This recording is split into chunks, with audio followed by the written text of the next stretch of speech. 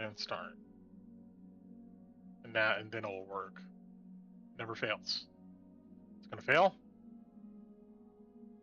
Okay, yep. There we go. Okay. Bet. Indeed. We're live. Let's do it live. Let me Hey, get my hey, camera. party Let's do it live. Yes. Hi. Hello. All right. We let's get rolling. We had an outage. We had a roll 20 outage. Let me put that out there in the world. Just saying. Paying a lot of money, roll 20. You know.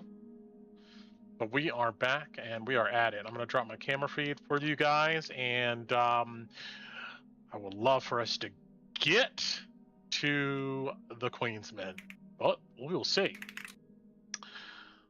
Where is resources? Here we go. Camera. All right. So welcome back to the game, everyone. Glad everybody's having a good day, good weekend, all that jazz. But I want to hear a recap, and I'm ready to get started. Who wants to do it? You go for it. We already know. I mean, it's short, brief, and to the point. Last time, Dungeons of Drakkenheim, we started the session with a party talking about Hendrik's farm and what to happen next.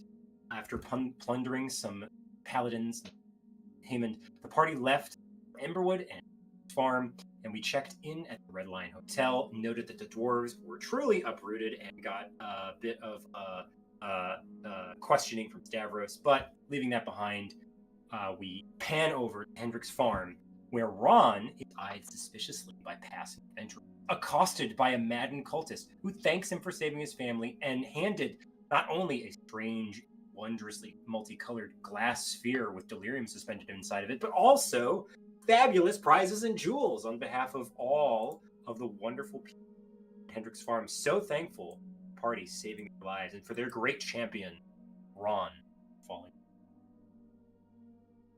Flint is then found, who Ron talks to find out the fate of Thorn Radley. And following Flint behind the farmhouse and meeting up with Elijah, the farm owner of Hendrik's farm, they talk about the fact that Thorn is dead and Sylvie did what she needed to do. And soon, a new saint will be crowned at St. Brenna's, christening the site as a spot for the sacrament, a new place of power within the city for the falling flame, and that this new saint will ride a dragon with black flame, according to prophecy and Lucretia Matthias herself. Sylvie and Anar apparently had an argument along the road, according to Sylvie, and it seems that Anar has given up his path to follow the cult, worried about it. And from there, we pan off, because a conversation between Ron and the cult happened off-screen. Meanwhile, the rest of the party reach home and find Yanis serving Anar food out by the bonfire out back.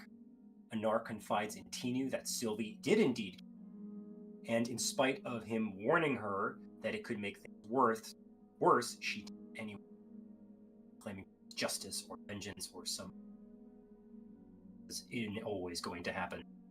Angered by this, and that she cared more about everything else and not him, Anar, Sylvie.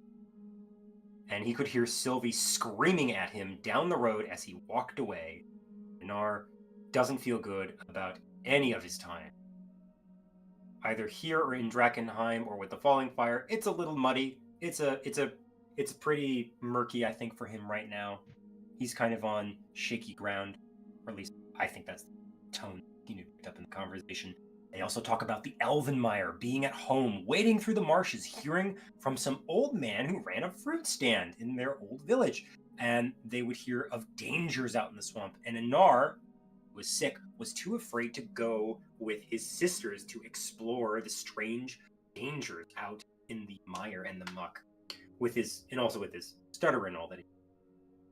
According to Anar, the reason why Tinu isn't afraid is that she can live in the moment and believe it'll work out in the end. But he can't. And Tinu says it's simply what we have to do, living in a crazy world of Drakkenheim and fallen meteors and all the things going on around them. And they talk more, and eventually, the brother and sister agree that Anar can stay here at the party in the ruined inn for a while, and that the pair of them will find Lucretia Matthias at St. Brenna's, find the truth, Mom, and seek her help. Dakota then returns and starts interviewing the party, asking how he can be useful. He gets a few tasks around Emberwood.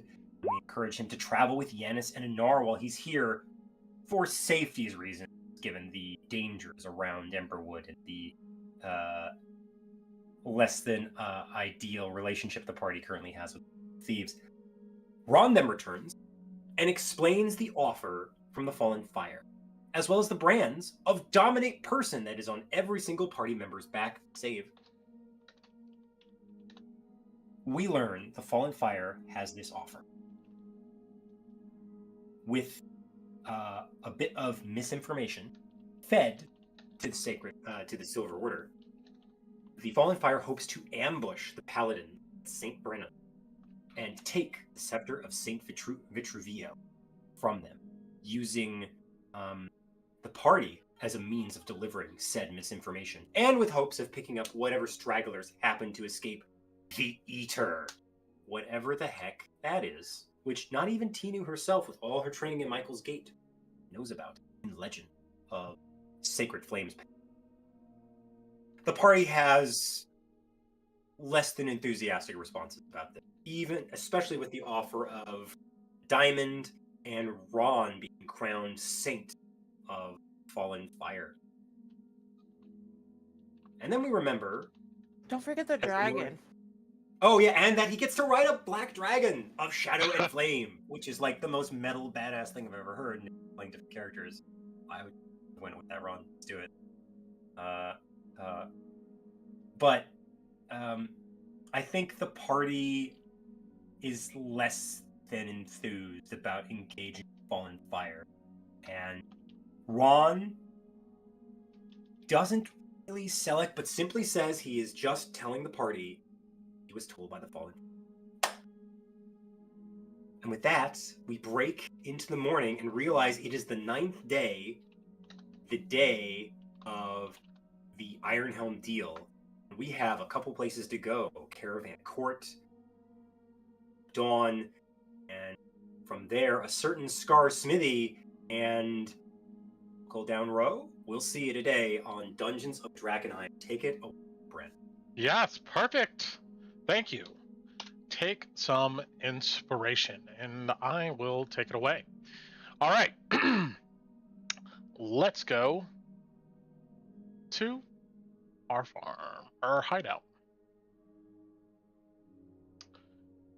So we have a farm. Looking at the wrong map you guys have not encountered, and we are good. Oh yeah, this is the map that has all the shit that needs to blink in and out on it.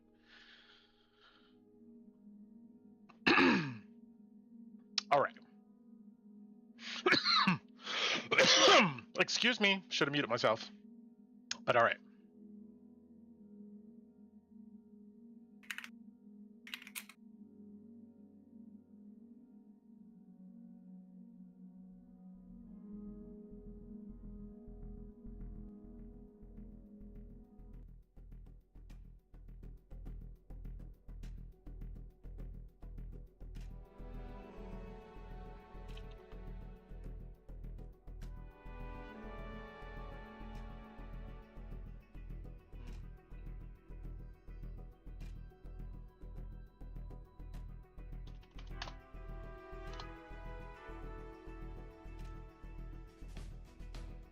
There we go. I'll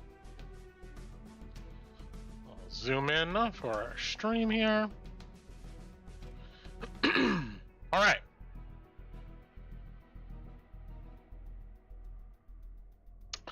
So, it is the morning of the 9th of Hearthstone. It's about 9 a.m., we'll say. Warm breezes kind of filter through the old guild hall. Yanis has some fresh biscuits and lard waiting for you as you all get up. Anar is already up after you all acquire your things and move yourself from the downstairs quarters upstairs. If you want to do something down there for a minute, you can let me know in a sec. But when you come upstairs, Anar is already awake, and him and Yanis are sitting at the old bar. The dwarf is like over-explaining their plans for the day in Emberwood, but Anar kind of listens dutifully, but acknowledges all of you. Dakota's not up yet, but you hear him snoring loudly upstairs, and you imagine Yanis will probably move to fetch him shortly. And Salty Feathers actually is nowhere to be seen this morning. I'm gonna go ahead and off doing whatever birds do. You have all your gear. Your other allies know that you're going to be heading out. So what's the plan this warm, breezy morning? So you all know, I need to make a stop at Aldor's before we head out to Camp Dawn. I remembered I need us to meet somebody at Tobias's when we return from the Paladins, and it might take them a bit of time to make their way into Emberwood before we go to the smithy and the Scar.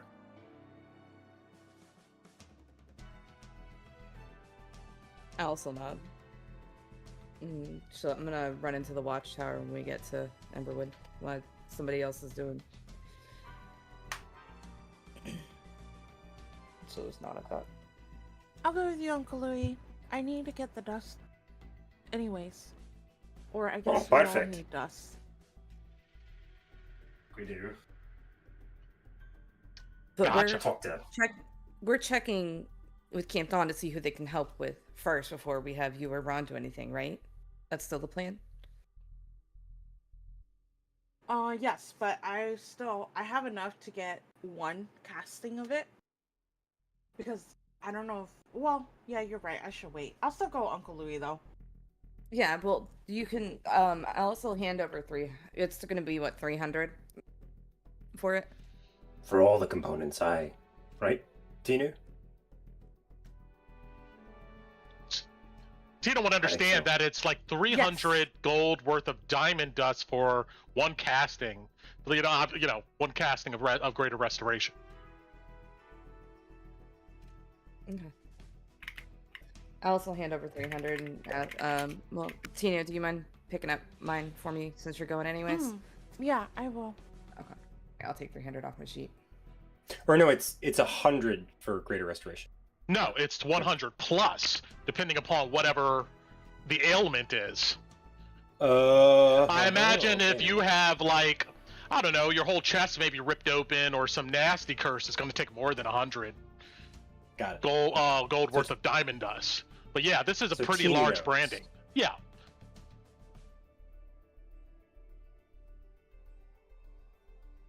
Okay. Right. Ron, do you want to come with Tinu and I? I know Addie can take care of herself. What's outdoors? Aye. Do you have some components you need to pick up?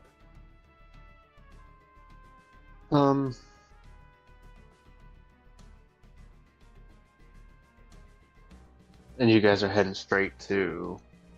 Sorry, accidentally pulling out my keyboard. I hit the mute, so I couldn't hear anything for a second. So we're all heading outdoors, and then you guys are heading to border. Yeah, aye. We've got to meet up with them, or else things are going to turn worse. We're going to have to explain what happened. That'll be a question. Yeah, the party is looking like they're agreeing to go to Caravan Court first. Alice is going to stop by the watchtower, I believe. Yes. And then you guys are going to head to Camp Dawn after that.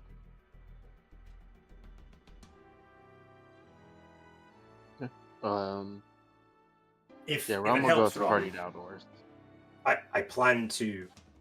I was hoping we could come back to Tobias's once my contact meets up with us there, but it's going to take them a little bit of time to get into the city before we can make it to the Scar. So if you want to meet up with us at Tobias's, if you don't want to come to Camp Dawn, that might be a good place. I'm absolutely not coming to Camp Dawn. Unless you guys want a dead lizard. No. You know, at least if they chop off my head, my tail will still, wiggle around for a bit. Actually, that might help a little bit if you want to, not the cutting off part. I mean, go to Tobias's and see if you can't find Vincent and the Death Blows. Tell them we'll be there. Yeah, I can see if I can find them in the meantime, have them meet. We're expecting about 3 hours.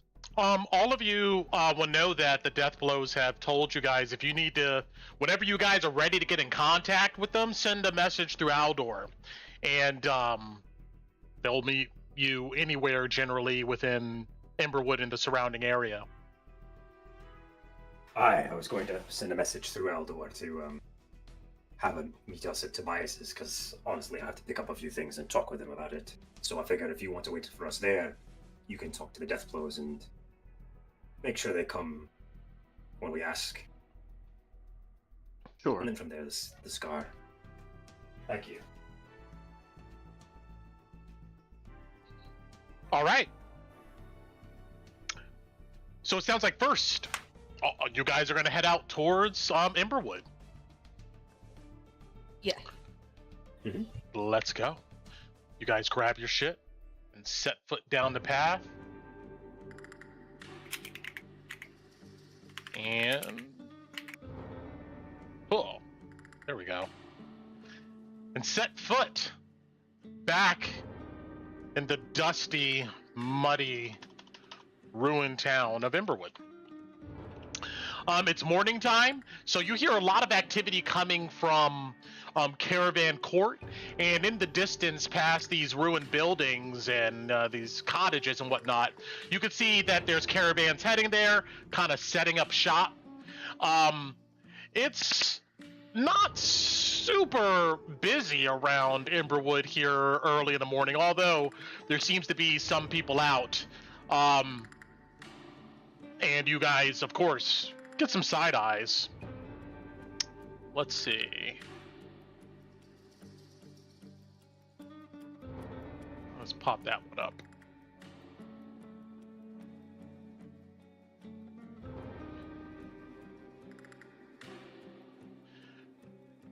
So you guys take the most direct route to Caravan Court, I imagine? Mm-hmm. All right. You go past the cottages. A lot of them still have scorch marks from the night that they were burned by, quote unquote, you. But not really. In the Gilded Lily, you can smell some pork and whatnot being cooked inside. And you can see that there's a few people in there this morning, I guess, grabbing some breakfast. But you get to Caravan Court and see early morning, quote unquote, shoppers. But the big crowd is not here just yet. Let me see. Before Alice would go to leave, she'd look at the others and be like, I'm also gonna pop in the chapel, see if Hannah's there, and if she is, see if maybe she can help out before we get to Camp Dawn. Oh, that's a good idea. You think that's gonna take a while, laddie? Should we meet you there at the chapel? Sure, we can meet at the chapel. Whoever gets to the chapel first, ask Hannah. Sure. Fair enough. Ron, are you walking around with your chest out and free? No, not. Okay. The only time generally is if I'm gonna be either just with the party or like privately in our manor or whatnot, or if I'm talking with the Falling Fire. Other than that, I usually have the harness on. Got it. You do note, all of you, as past Caravan's Court, you can see the steeple of Saint Ardina's chapel, and you can see that there's some Silver Order paladins standing outside there. One of what looks to be like Elijah. He's talking with his associate in front of the doors.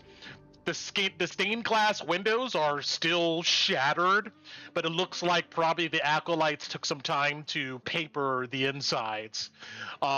So there's just kind of these gray dots and whatnot up the stained glass windows. Ron, you chill in Caravan's Court, and the rest of you go to St. Ardina's? No, we're gonna go to Aldor's. Okay. Aldor's first. Alice doesn't go to. She's She's breaking off. Yeah. Okay. Gotcha. And let's go here.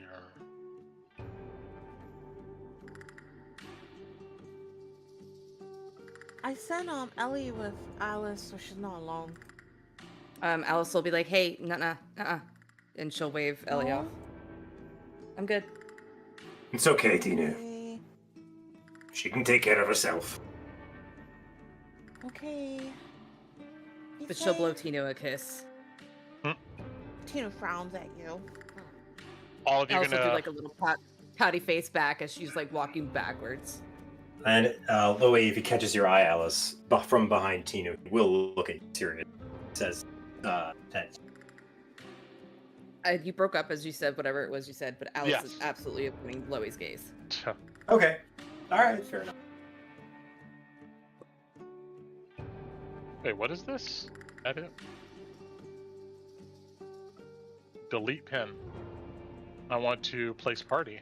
That's what I want to do. Right there.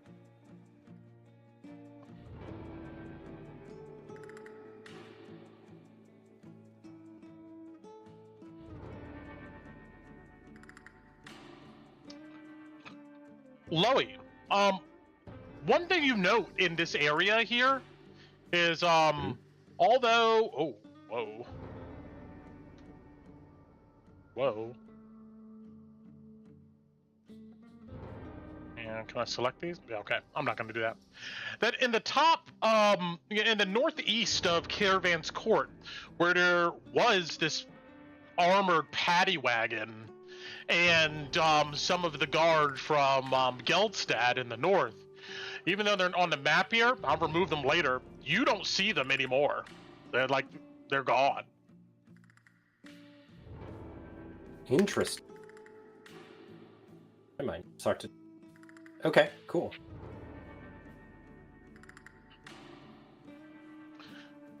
All right. So first, we'll deal with Aldor really quick. You guys, who's going inside here? Loey is. Gotcha. Yeah, Loey and Tina. You guys step inside of Aldor's massive tent. His guards are still out there, silent as they usually are. And yeah, you see him sitting in his chair. It looks like he's reorganized the interior of his massive wagon again, and stands and whatnot, it's been shifted. You're not sure because you haven't looked that closely, but you swear like the shelves and stuff are different inside here. Like maybe the entire interior was renovated, I guess. But he looks at you just like you see in this image here, and grins while biting his pipe. Well, if it's not Loey Goldbound in Tinaville, Manel. Ron goes in as well. Sorry, I just didn't want to interrupt you. And Ron. Hi, Aldor. Door. How's your brother feeling? He's okay. Hmm. Wait, how do you know about my brother? This is a harsh world to grow up in. Especially in these times. He doesn't answer your question, he just says that. Yeah. Tina kind of just she looks at him and then she just shrugs mentally like, oh, I guess he always knows anyways. Are you reading thoughts again, Aldor? He looks at you and goes, maybe. Or maybe it's just written all over your face. My mother always told me I had a shit hand for lying, so thank you for backing up her point. We got business with you. You free? I am here. Good. Well, we'll make this quick. First thing, can you send out word to the Deathblows? Have them meet us at the Crow and Son Smithy. Any message you need to send, write the message down. Tell one of the gentlemen outside of the front door you have a message, and it will arrive. It'll be 20 gold, though. Fine. And he counts out 20 gold on the counter, and he takes out a piece of paper and he scrawls some words on it. My associates will find you if there's a return message. I just don't see much the point in lying to a man that can read my mind, Lois says as he writes a message in here, thinking about the words on the paper as he writes them. Seems silly to me. And he'll look out the door and whistle for one of Aldor's apprentices and hand him the note. Yeah, one of the silent gentlemen step in. He takes it from you without any acknowledgement. You see, he just holds it and he walks out. Is that all? He knows where he's going, right? Oh, yes. He does. Don't worry. My messages always arrive. Lois nods and then looks over to If they didn't, I wouldn't charge 20 gold. I need diamond dust. 300 gold worth. All right, let's see.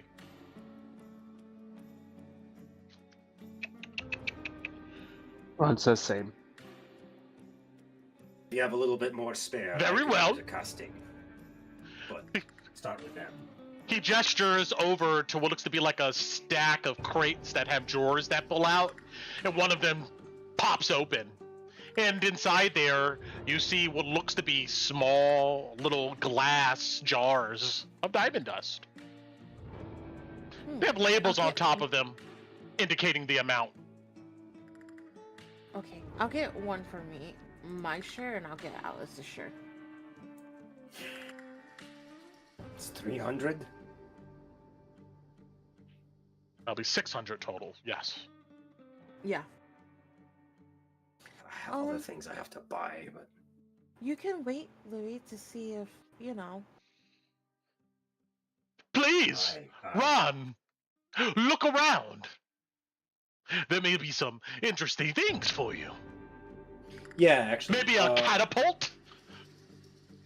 Well, actually, I was interested in some flying mechanism, but let's take a look around and see what you've got. And Loya looks around the store. Ron's Sure. broke.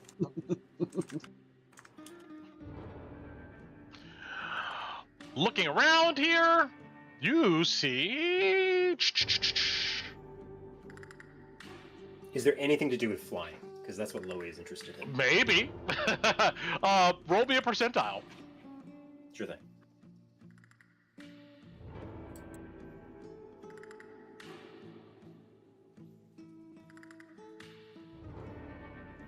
$92. 92.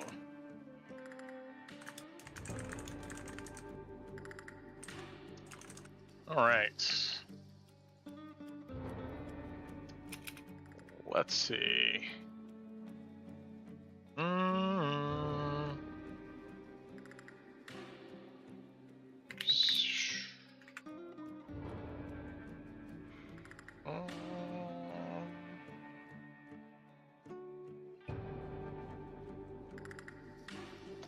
Where is... Okay, I'm gonna have to open them up.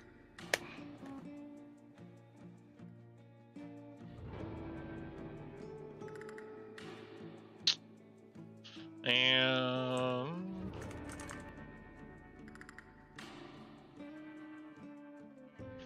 Hold.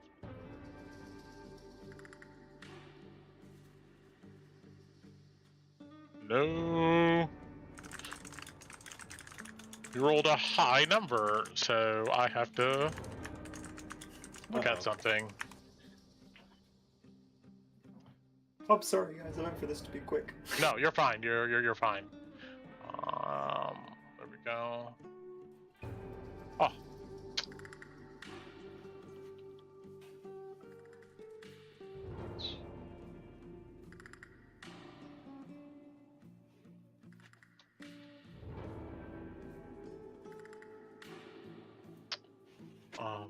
Favored? Owned?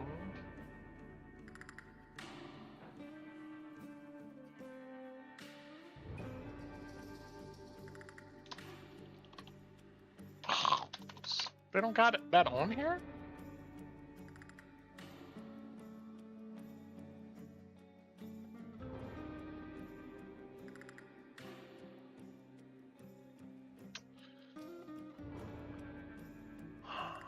All right, let's see. There we are.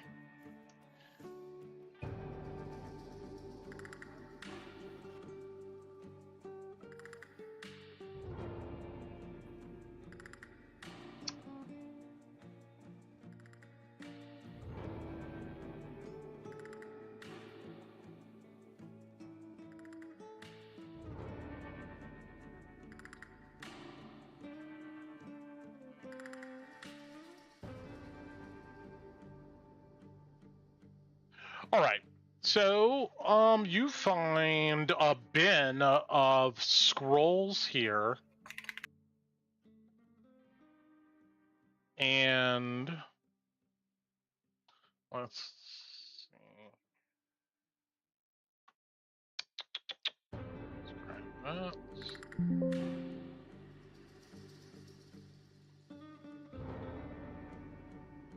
And one has...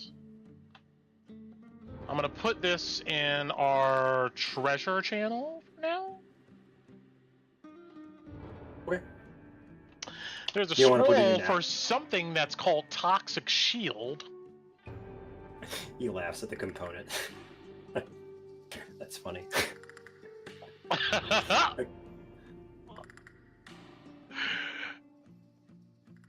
And there is another one of something called Stream of Consumption.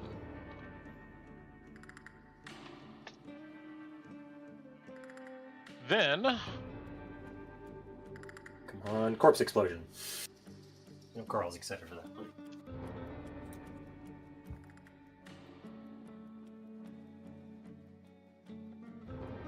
There is a scroll of something called Caustic Grip. And I'm just putting this because, I'll give Carl a chance later to see if there's any of this he would like to engage in.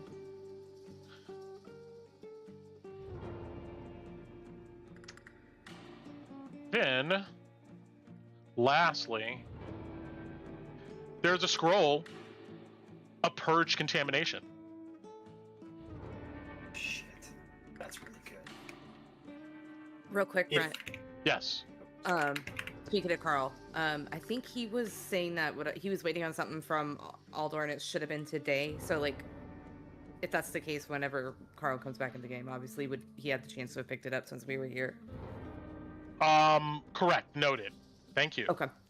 Yeah. And, Wait, our stuff came in today? let me look and see. I just remember Carl saying that. That's why he had to go.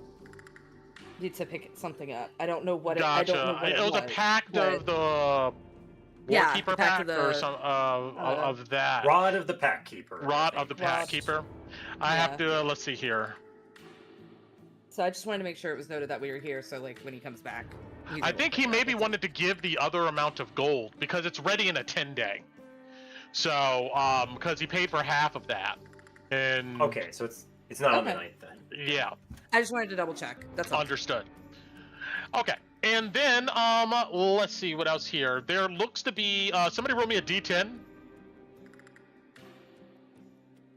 I'm not there, so I'm not rolling, guys. I can roll it if nobody else does. Anybody else want to roll? Go ahead, Shane. Alright. We got a 9. There is 3 scrolls of Fog Cloud, Silvery Barbs, and Color Spray. And then somebody roll me a D8.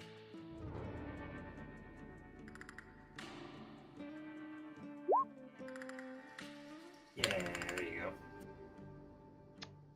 And there is 2 scrolls of Aid. There is 2 of Beast Sense. And then the rest is Pyrotechnics. So 3. Then lastly, roll me a D6. There's 1 scroll of each of these, right? Of the ones I've just listed? Yeah. There's 3.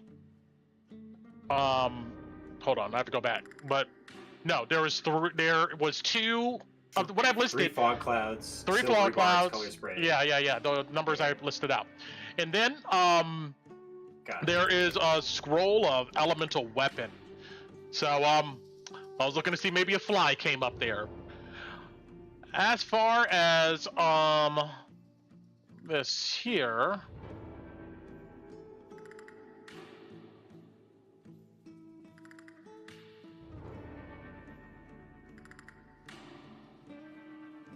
somebody roll me a D4. Dina, roll it. I choose you. Yeah. Best roll. The ring.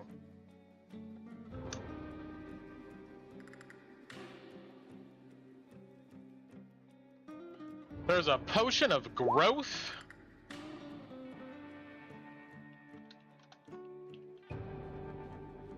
And then there is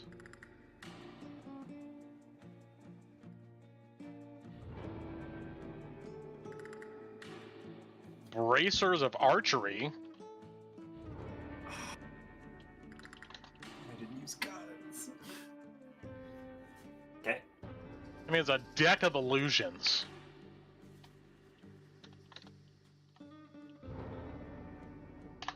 Cool.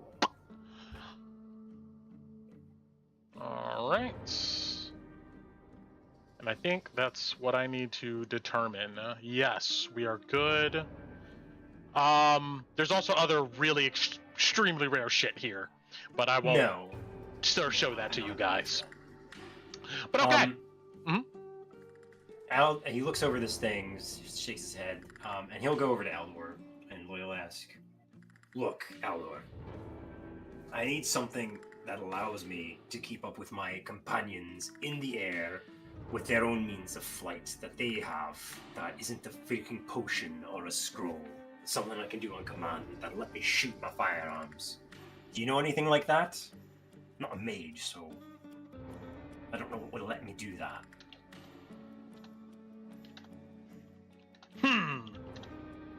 He thinks. Well, he looks down at your feet. You can use some new shoes. These boots are fine. What are you talking about? You see he gestures over to a corner in his large wagon and comes tumbling out of a dark corner under a chair. You see what looks to be some, Alright.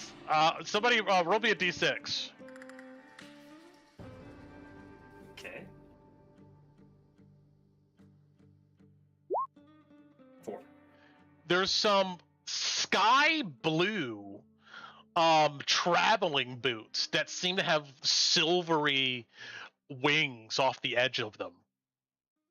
Hell is this ostentatious shit? Eloise says, looking at them. My friend, these will let you fly. Oh, shit.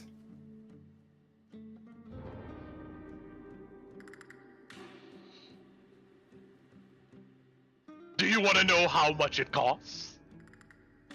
I should probably find out how much you're gonna charge me, how many of my arms and legs. Great! He takes out 3d6 from his pocket, and he rolls it. Okay.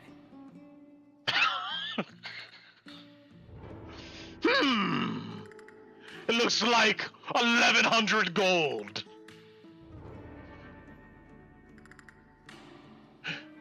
I imagine you might be able to collect that amount if you sold that armor you have somewhere indiscreet or discreet.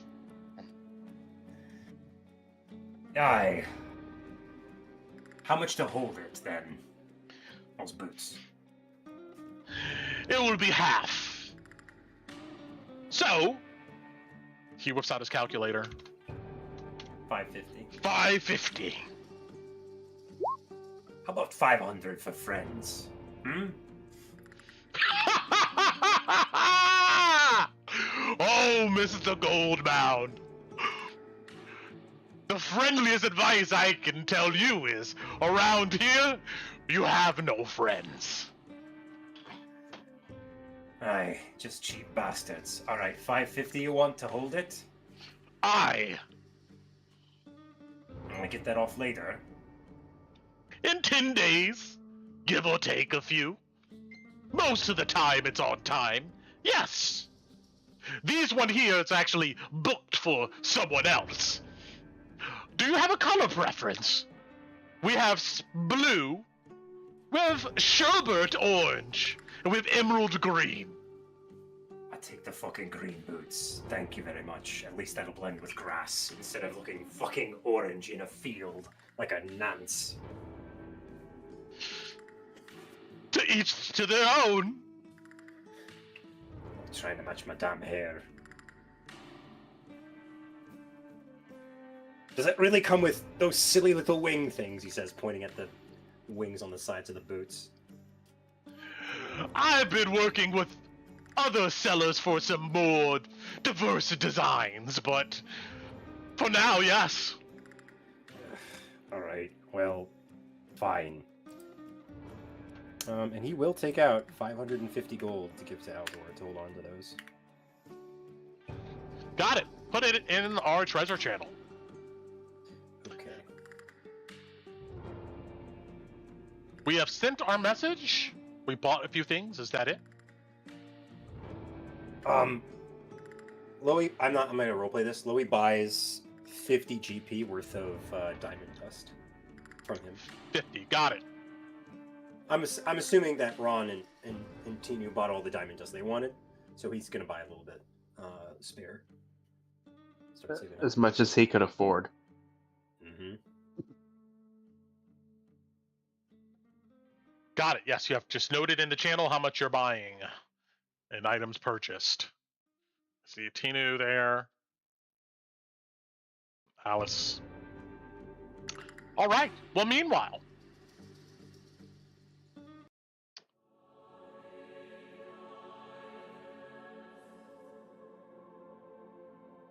I'm going to pop all of you into here.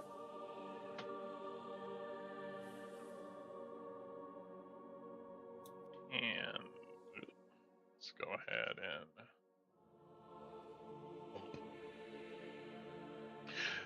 you come in and see that the wreckage that was in this place, or the trash and debris when you helped Flamekeeper Hannah and the acolytes out, all that has been cleaned up. And there looks to be some villagers and maybe a couple other explorers of Drakkenheim in here, seeking some quiet or praying to the divine light. But Flamekeeper Hannah, you see that she is in the morning here, setting up what looks to be an altar and ritual table, and some of her other acolytes are around her. But when she notices you, she smiles at you warmly. And out front is Elijah, who would greet you guys and open the door.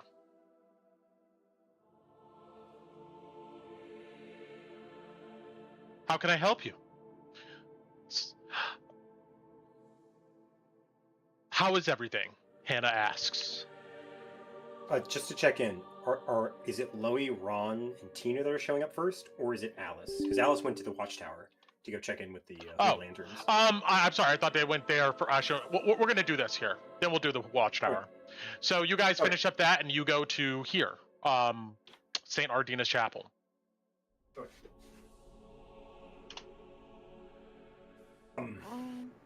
Hi Hannah. Can you Okay, so we ran into a bit of trouble, and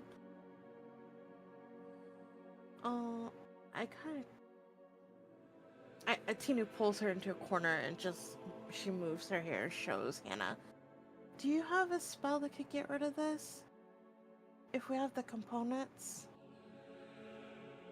She looks at it and gasps. She goes, "Oh my gosh."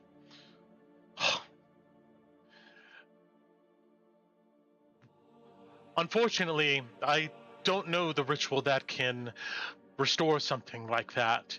We don't have those type of components here, but Camp Dawn, they should. Okay. Thank you. Whatever happened with the followers at the farm?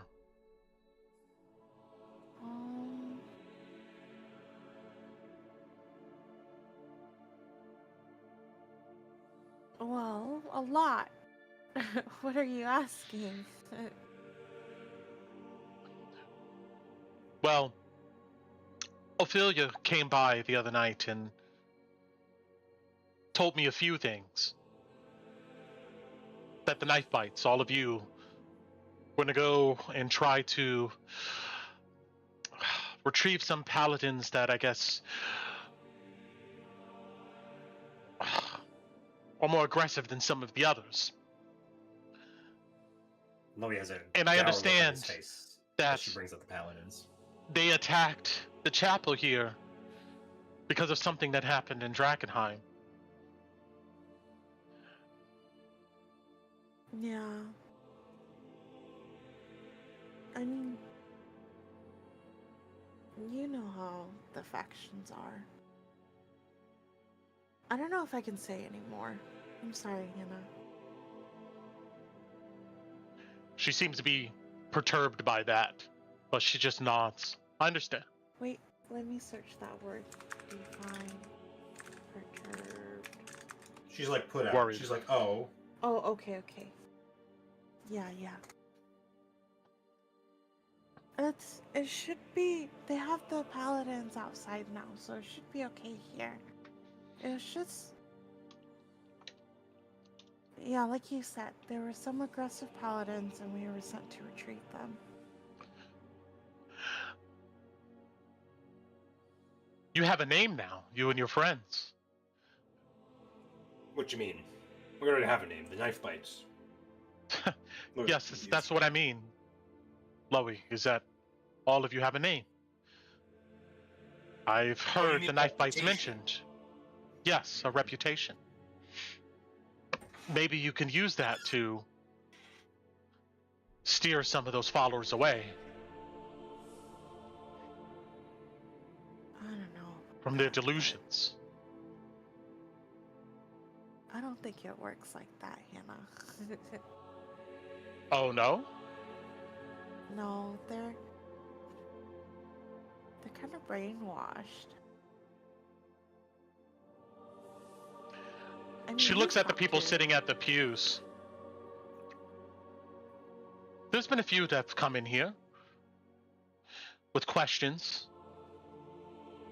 Oh, concerning? misgivings, not being sure that they were led in the right direction. And I've shared with them the insights I know from the Song of Fire.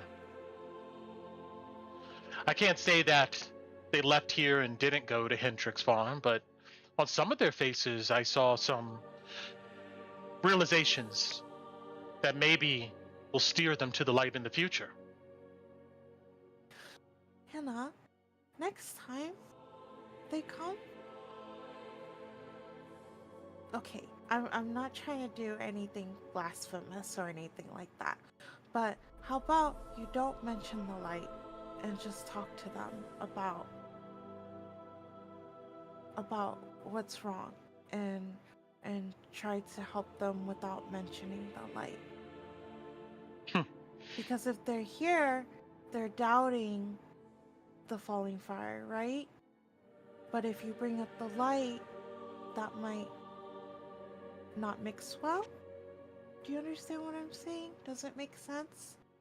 So maybe by not mentioning the light, it would help not persuade, but it would give them a clearer road instead of mixing. Like if you want water and the water already has oil in it, and then you want to throw apple juice in it, that doesn't make it better. You want to clear the water so that you can see, right?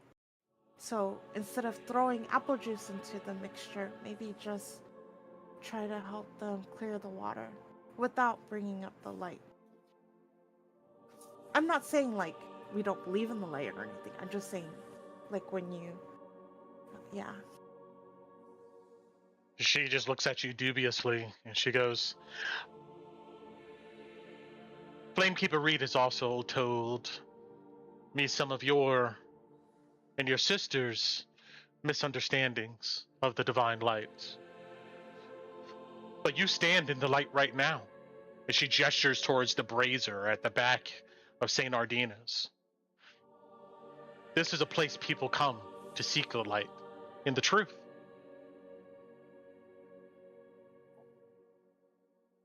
Yeah, but what if they're just lost? And they're here to ask you questions. They're not asking you to. If they're lost, they're looking to be found. Okay, Hannah. One day I hope you understand. Tinu just nods, but she's like, I hope she understands one day. But she doesn't say that. Well, on a bit more of a practical note, Hannah, if you are curious, all I'll say is that things are going to get a lot more intense. And I think war's coming to this place. So you best be prepared. Pretty soon I don't think you're going to be able to talk your way out of things. It's not just words, Loey. It's ideas. It's faith. It's belief. It's a stone rock through a building that gives an aspirant a concussion in your vestibule and bleeds out in front of you while you watch desperately as a mob tears your paladins limb from limb. But you didn't hear that from me. Let me ask you, what would you give your life for? You don't have to tell me. But if you were to speak it, is it just words? Not if I back it up, it isn't. And he smiles at that. But Hannah, She nods. you're not just giving up your life, you're giving up... Tina kind of rubs her tummy. She sighs heavily and goes, I promised Elijah we'll stay until the siege is done. And then we'll figure out what happens next. But there's people who come here, not just once, some every few days. There's chaos and fear everywhere. No one knows what's going to happen next.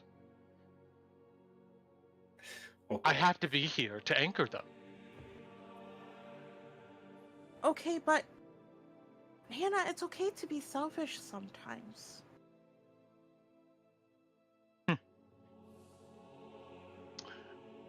Was Saint Tarna selfish?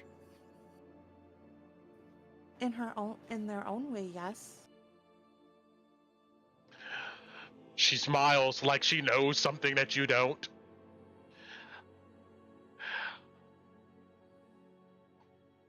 I will back up my principles.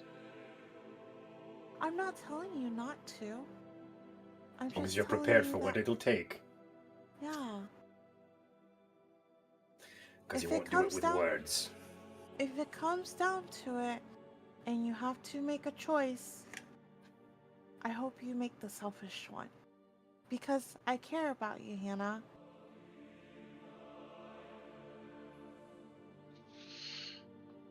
Thank you. I appreciate your care. Also, we do appreciate your healing as well. If you're sticking around, I mean. Yes. I and the other acolytes will continue to do what they must. You ever thought about... never mind. You prefer being an Emberwood, right? I prefer to be in the place where I can help the most people, and that happens to be here right now, yes. And if it wasn't? If you could help more people? Would you think about moving? Loey, Tinu, the Knifebites.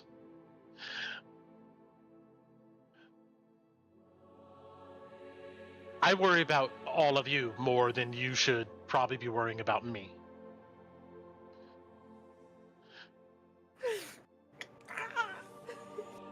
I'm used to being under threat. That's just life.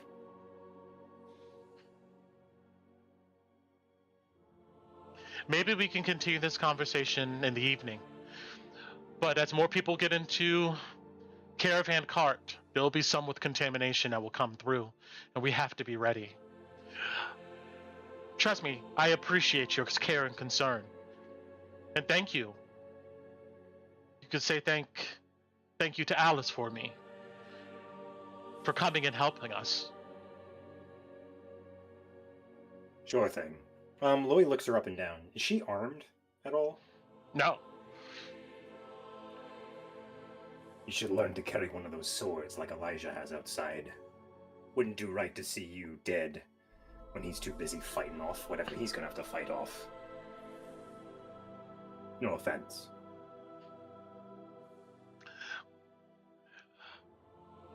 Elijah will be here to protect me and the acolytes. And also Joseph out there too. And the other paladins. And overall, the divine light.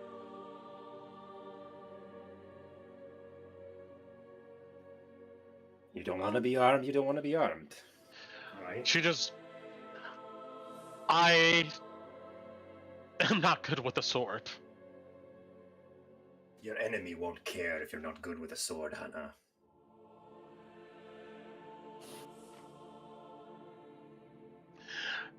Give it to Elijah, and I'll think about it. Can I make a sense motive? Can I make an insight check? It's a different game. She's serious about that? Sure. Yeah. I was thinking about inciting her too. But my insight is different. Not intimidation. You roll it. Yeah, you have a different question? Yeah, cool. Oh. Loey's you just can curious if she's answer serious that. about weapon training. Or if she's just tugging his chain and just placating him. And I can't see anything anymore, Brett. I know. I had to Okay. bring your token back. Oh, yeah. I was broken. Yeah. That makes sense.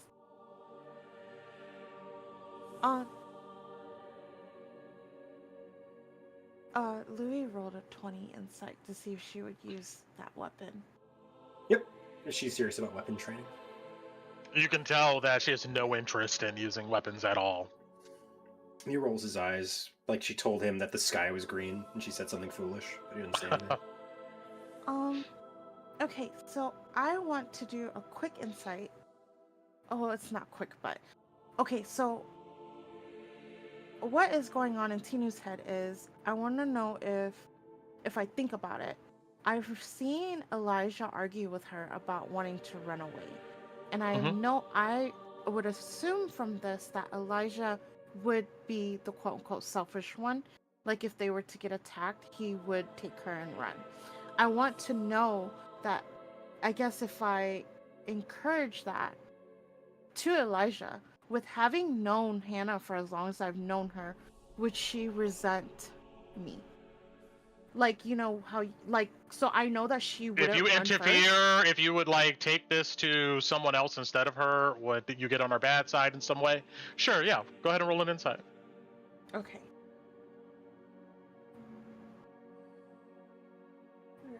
Where's my insight? Oh, here it is. 18. You would recall that I believe everyone was here for this or around the area. That after the attack on Saint Ardina's, Elijah came and said pretty much that he Yeah. would stay here with her up until the siege, and then he would want them to leave, and she agreed to that. So you get a sense that if you talk with Elijah about this, he's probably gonna. You get a sense that Hannah would just take it as like nagging about something she already knows, but she probably wouldn't hate you for it. Okay. And then, do we know how much paladins make?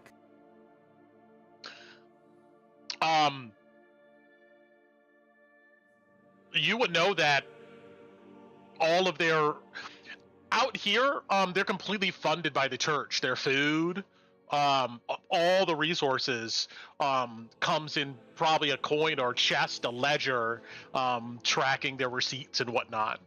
So she doesn't get paid as more as like she handles money to be able to run the church and provide cheap medical services. So if I was to give Elijah 50 gold so that they could run away when they need to, would that be enough? I guess is what I'm asking. You get a sense they're probably going to stay here at least until the siege, regardless of what happens. And you're not sure $50 would make them leave sooner, or like give them some edge, or like 50 gold coins. You get a sense that this is more of like a deeper commitment to each other and their principles, and it goes beyond coin to move them. Well, it's not. I wasn't like giving it to Mhm. move them now, but for like, I wanted to tell him like, oh, if it comes down to it, I want you to make the choice to save your baby. But I don't know if Hannah would agree with that. But it's okay. Okay, Tina wouldn't do it then. I mean, you get a sense that if you presented this to Elijah or her as you don't trust her or her judgment, they would probably take offense. Not that I don't trust her, but that, well, it's okay because I'm not gonna do it. Yeah. It's fine. Yeah. Oh, like overall, you get a you get a sense that like, they're not really changing from these positions. It'll be a hard sell, you know. Yeah. You got the time to do it, you know. Yeah.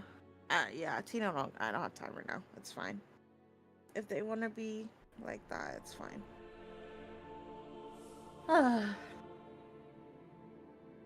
Well, you guys get information from here and a few questions, and with that, I assume you leave, and we're gonna head over to now the clock tower, or the watchtower, excuse me. I'm like, Alice got to the clock tower quick. I know, right? Oh, yeah. Teleport. Like, yeah. Where's that been this whole time? And I still got all these people in the corner here. Let's go ahead and delete that. I'm gonna put, I'm just gonna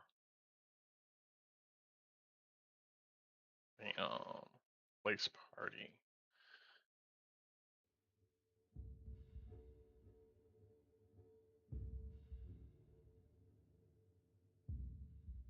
So I know the whole party's here, but Alice, technically, you are only the person here. You come up to the watchtower, and you see some of the lanterns hanging out at the top, looking down at you. You see that they recognize you, and they whistle down to the yard, and you see some folks in the yard, and eventually the access doors to the stable area open, and you see Taqren there, and he would lead you inside to their mess hall. But on the walk, he would look back at you and he goes, I'll be heading back down to Shepherd's Gate in a few days. Few days. Anybody going back sooner? No, I need to Need go to ahead send and it back wait for the next rotation to come up here. I need to get something to Drexel sooner. I don't want to send it through Aldor. You got ways to get anything, the message to him? Technically, I'm in charge here, he says, looking around, and some of the Green Lanterns, like, look at him and roll his eyes. He goes, I can get one of them to fetch it down there to you. I also kind of like look at the others that overheard it and be like, is anybody wanting to do that? They all look at you. You immediately get a sense that, like, going back to Drakkenheim is probably not something they want to do immediately. But, you could tell that they probably would. Just not happily. I mean, I also dig in and hold up 100 gold. Hold up a little coin. 100 gold. Who wants to go? They look at each other. You see one guy. He gets up. He looks like a pretty strong dude, maybe in his 30s or so. Buzz cut. You can see the war in his eyes. He goes, Yeah. I'll go. Thank you. Appreciate it. And she'll hand over the 100 gold and a letter that has been wax sealed. He takes it, and in front of you, Yeah. you see he opens up. It looks like he has a side kind of leather satchel, and he gently puts it in, and he gives you a nod. What's your name? Fred. Brent. Cool. Appreciate it. Fred. Fred? Well, appreciate it, Fred. He nods. He goes, ugh. Get a few drinks first. And I'll be heading there. And then you see he leaves.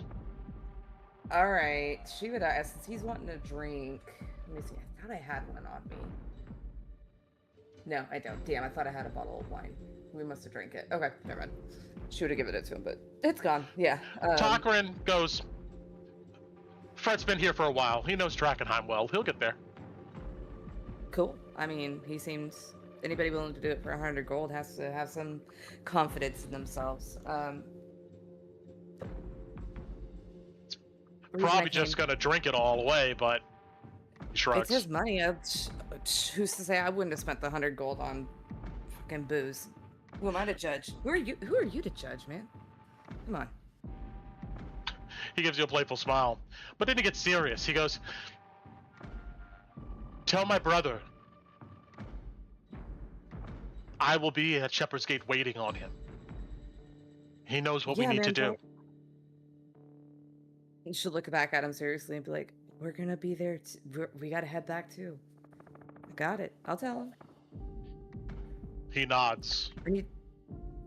Speaking of your brother, I don't know what the fuck he's off doing right now, but I needed some help. We need some help because we're about to go down a Buckle Down Row for something. And I know, out of all the factions, I think we're the ones who probably actually. You see, he folds his arms and he looks to be pleased that you need his help. Yeah, and Alice is actually. I think Talker would notice that Alice is normally, her intensity has gone. Her shoulders a little sloped. Her nose isn't so much in the air. She's got more of like the intense stare at you, fuck you face is the face she normally has. She's got more of the relaxed, like. Alice has definitely been knocked down a peg by something, even though Taqren would have no idea what it is. But she's changed a bit. He looks you up and down then, but he goes, oh, Buckle Down Row? What about it? What do we know? What insight do we have? I need all the information. We're trying to get in and get out without getting caught while grabbing something. I don't want to tell you too much in case I'm being listened in on. That's all. He blinks a bit at that, and he thumbs his nose. You see he leans against a table, and you see he seems to think pretty hard for a moment. Then he says, well, I mean, most of the gangs are on the east side of the city, and I mean, they have tons of smuggling routes that go north through the forest. I mean, the forest is very dense there, and it's full of monsters that roam from Drakkenheim. I know that the Queensmen, they used a group of giants like the Minotaurs in the south, but they pack out and move Delirium that way north. The Silver Order doesn't travel up there that much because of the flying monsters, and it's pretty close to the atmosphere around the crater. Now, Buckle Down Row, I mean, that's the market and entertainment area of the Queensmen. I mean, drugs, you know, weapons, Yeah, no delirium. basics. Oh, If you had okay. to try to get in without being seen, how would you do it? If I had to try to get in without seeing, That's what I'm looking for. okay. Well, the gangs have a front on Buckle Down Row. That's where the head honchos kind of hang out at. I definitely wouldn't go that way because all their best folks are upstairs hanging out there on the row. Probably get killed, so I would probably try to go through the sewers. Now, underground in the sewers is where I guess the lesser minions hide. There's pockets down there without haze, and you know, old magical wards and whatnot kind of still active. And you know you're in the Queensman area, in the sewers and above ground when you see their graffiti. But yeah, and the sewers are constantly fighting over turf down there. They have a sewer boss or some leader that keeps them from imploding and killing each other. And whoever that is, we think reports directly to the Queen and isn't owned by the gangs. I know we've tried to get our hands on their leaders down in the sewers because they might know where the lair of the Queen is. But it's been impossible so far. The gangsters we've caught and interrogated say, you know, these sewer bosses get gutted pretty regularly and someone else steps up. But they would know wherever she's hiding. He asked her, they have to report in. And we know they've been working with the trolls near Kingsgate to get passage into the inner city.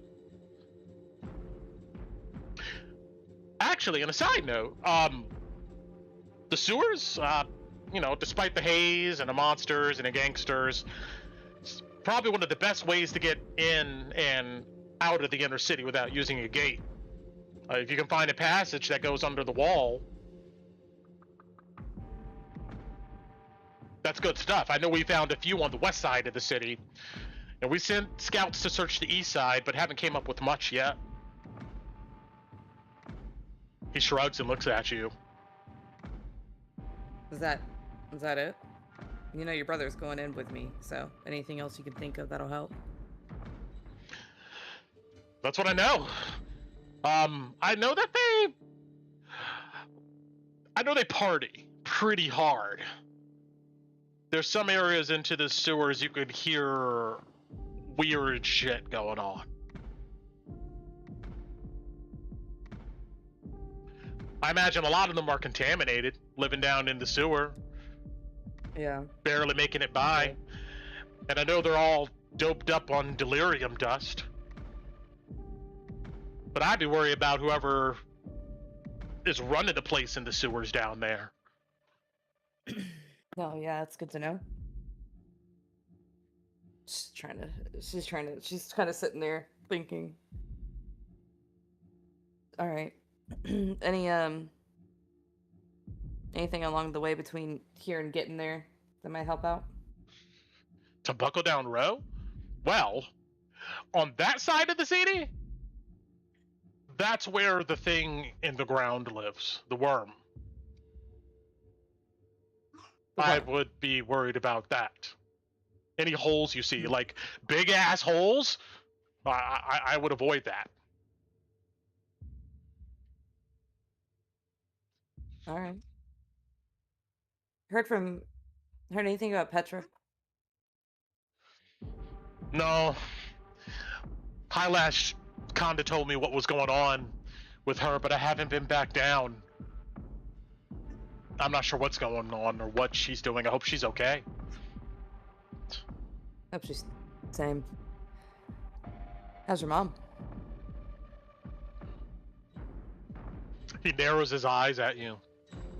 She's genuinely looking at him. Like there's I mean he can insight if she wants, but she's genuinely asking. Why? What has my brother told you? That she's sick. Like somebody's draining the very life from her. Wanted to see how she was holding up if you heard about her. You could tell he struggles with that for a minute, but he fixes his face.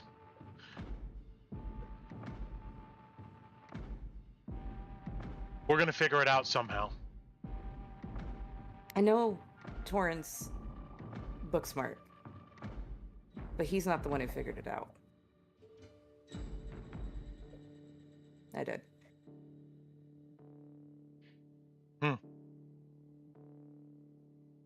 Did you figure out anything else? More places to go look, and I'll let him know, and you can talk to him about it.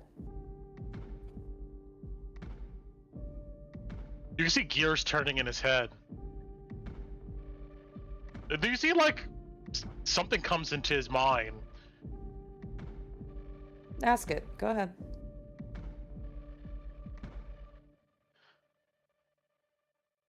No, it's all right. My mind wanders sometime. Can I insight to see like what emotion it was that was attached to it? Like I know I can't read his thoughts, but can like Alice do an insight just to try to get like Sure. Yeah. Okay. Beautiful. 24. You could tell,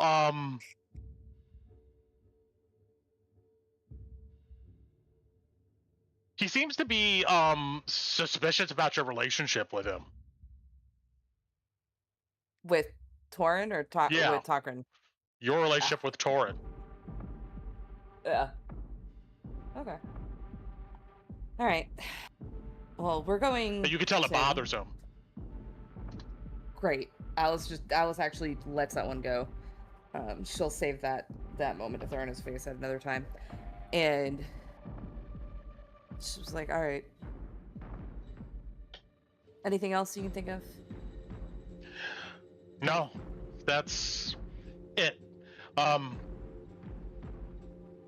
Yeah. The holes. Look out for that. And, yeah, they work with the trolls. And, Got that.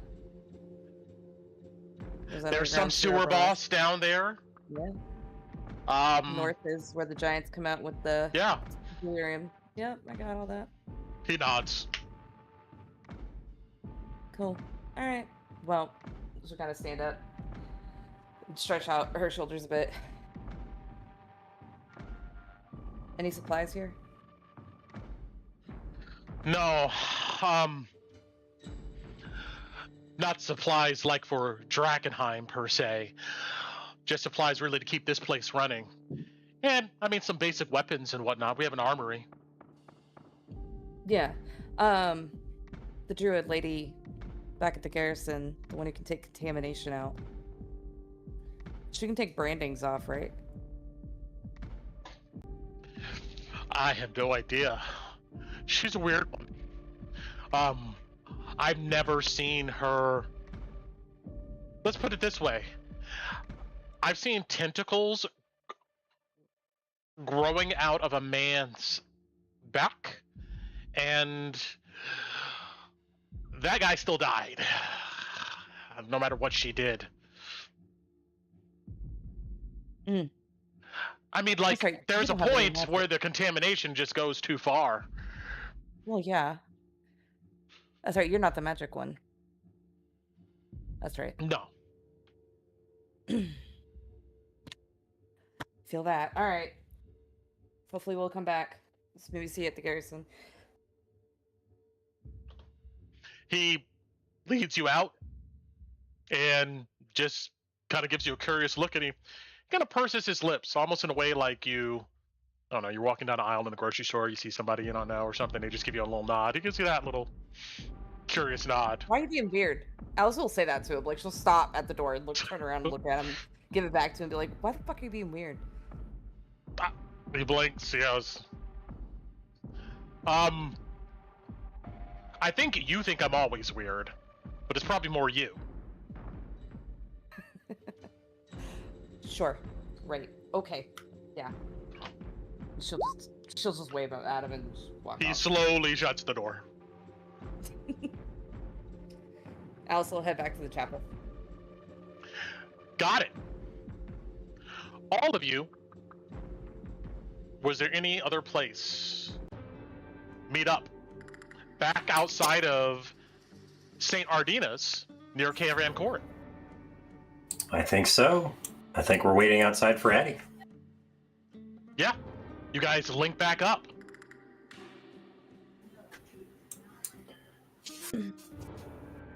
How'd it go with Hannah? She asked you knew. Good, I guess. As good as it can go. She Does he scoffed get when the I blade? offered her a blade. Seems foolish. Eloise just says. She's determined. You were there to stay. ask her if she could help. What the hell does a blade have Oh. to do with her helping? Sorry, it's still on our mind. We were telling her that if she needed to run, and she said that something about her faith. Anyways, she said that she can't help with, and Tina points to her back. But she said that maybe Ophelia can. All right. But Well, you can see that Tina's like kind of agitated about it, just a little bit. But like more that she's not as happy as she was when she got up this morning. I mean, if she's gonna stay around, she's gonna stay around. She might as well have a blade at her hip. I don't care if she's in that chapel. I don't care if there's paladins outside. She should be armed. It's foolishness. Yeah, He shrugs. it's whatever. Hey, you hear from behind you. You see it's Elijah. You know I'm right, Elijah. I'd have given you a blade now to teach her. Not if she had any everyone's a sense. fighter. All right, man? Calm down. Exactly what I was gonna say. Alice pipes up. The world Exactly what I isn't was gonna gonna care if they are or they aren't. Let her make her decisions, Loie. He rolled his eyes. Elijah just shakes his head and goes back to his station and talks with Joseph next to him. Anyways. All right. Tobias is. No, actually, we've got to go to Camp Don. The people we're meeting are going to need time to get there. So we'll come back. Are you still going to go to Tobias Crow Smith? After. Gotcha. All right. Oh, trying to give them time, yeah. Now, Ron, you're Oh, going to wait sorry. at the Smith.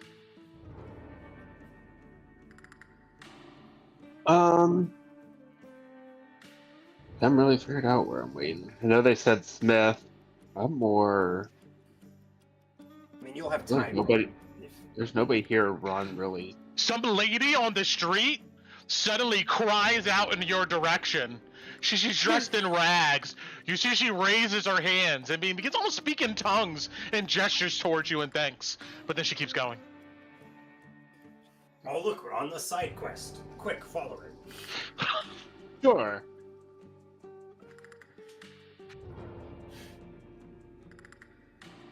Come back to me. I know I want to kind of ask around for a little bit of information because it's an hour walk to Camp Dawn. They're going to be there. My guess is at least an hour, plus another hour back. So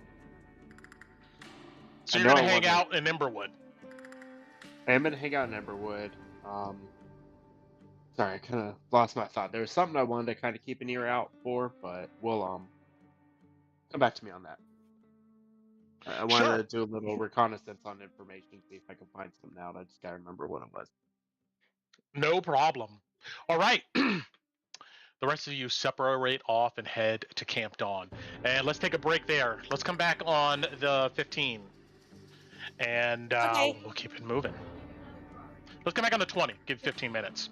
So, yeah. Okay. All right. Right. trucking. We're moving. God, I hope we make it in time. It's gonna be tight. I was trying not to RP as much. Sorry, guys. And Tina just wants to run her mouth at people. Hey man, Loie just did. He basically said she doesn't know what she's talking about. She's crazy. You're He's fine. sitting The only unarmed. reason I didn't like super heavy RP is because Taqren's so tied to Torin, and he's not here. I didn't want to do too much of that. Otherwise, I would have had a few more things to say to Taqren, but not without Torin there. Okay, I gotta take puppers out.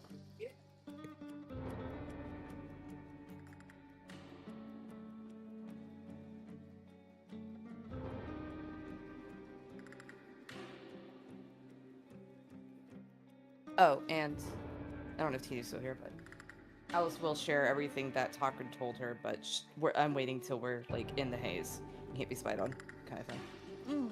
Okay. So the party. Loie, Yeah. Loie So will we'll tell get you to there that. will be a safe place for that. Yeah. If you want, Yeah. if you want Yeah. to wait. Alice knows how this works. It's already been said, so that's why I'm just letting you guys as players know. Like, you guys, your characters will know that information. So. I'll be back.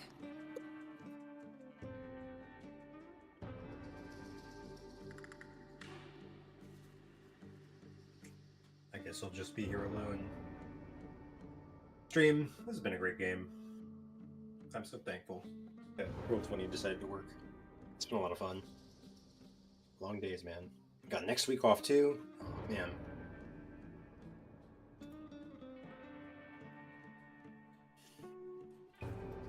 So many moments. Alright, I'm gonna mute.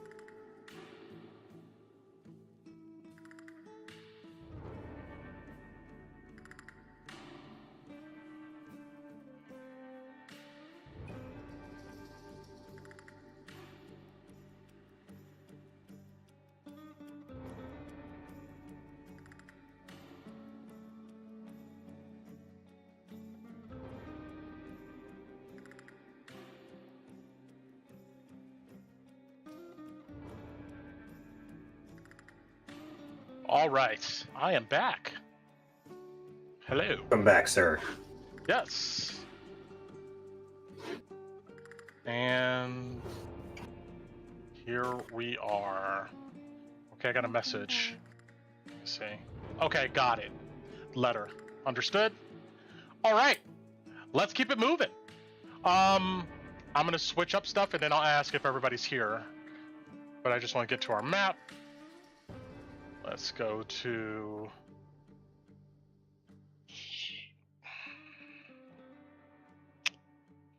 Here. Do it.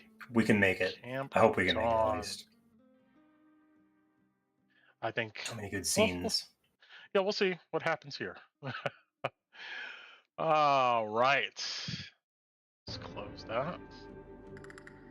Wait, Yanis is at Camp Dawn? I'm kidding. I know he's not here. Yeah, right. See, close, boom, and then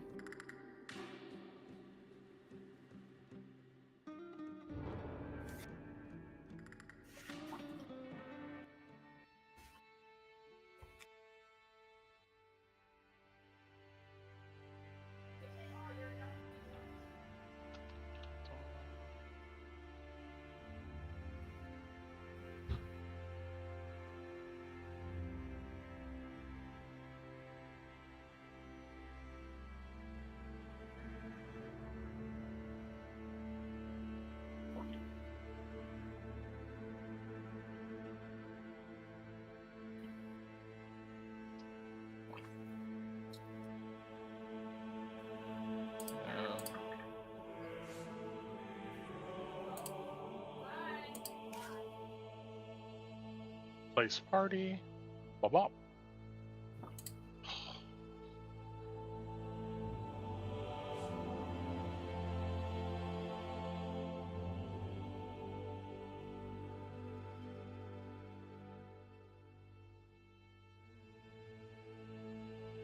Hey, Brent, can you do me a favor? Yes. My HP keeps changing off my token. Can you make this the default HP? Yes. Send it to me.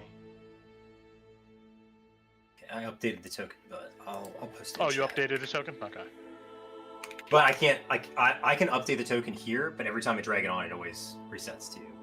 Got it. I don't So, know. Some random. I don't know. Yeah. I can change this. Go to your character. Chloe. Edits. Oh. I think it's... Is there something in here? No, there's something in here.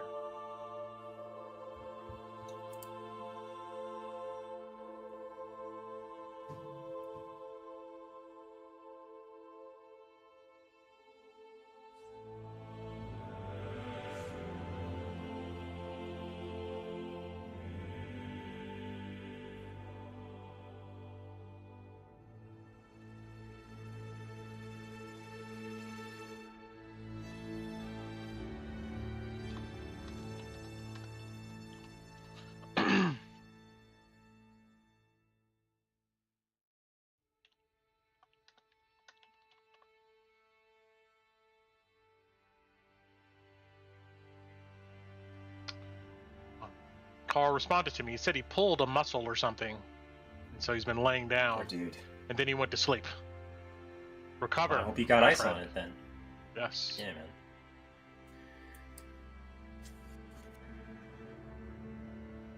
And you said, so it's supposed to be 85? Yeah, but it keeps saying like 26 out of 76. I don't know. It's weird. Okay. On mine it says it's full. I don't know why. Yeah, I mean, I changed it, but when Okay. you load us on the map, Let me try Its again. default isn't that value. Oh, okay, gotcha. Let me see. Update default token. We should be good now. You have dark vision that's 120 feet? I do as a dwarf. Yeah. It's crazy. It's so cool. Yeah, I'm gonna delete your token and I'm gonna drag it back on here. Fingers crossed. So Yeah, 85. there we go. Thank you, sir. Yes. Fish, we're good. Back. Awesome. Welcome back. Welcome to the Circus of Value. Bioshock reference for you, stream. There you go. Oh, I got it. now They I'm know dated. Hell yeah. So, are we good to go? Should I continue? I assume so. Is Kubek? All right. I haven't heard from her yet. But Oh, okay. Yeah, I'm here. Oh. I said Oh, I said earlier. Yeah. Thank you. okay. Soon, as the sentries on the palisades of Camp Dawn see you, the gates open. And let me turn this down. There we go. The gates grind open, revealing an industrious Camp Dawn. The massive bonfire, surrounded by flagstones at the center, glows brightly despite the daylight. Behind the fortification are more rows of tents and a dozen or so supply wagons that expand the war camp. An area about a half a mile across the field has been left open for griffins to take off and land. Wait, You see Fred, more of them in the skies, yes. Your stream is on the BRB screen. Oh, My thank you. friend tuned in and he told me. Ah, A good shout. well, I'm glad. Yeah, good shout out. Thank you. Thank you. Thank you. Because that would have sucked. We're just getting started back here. All right, good to That's go. it, sorry. No, don't apologize. Please let me know if you see that. Okay. You see more of these griffins in the sky. And at this point, you get a sense there may be about 500 or so knights and flamekeepers, and maybe 100 or so staff, and maybe about 50 or so griffins here.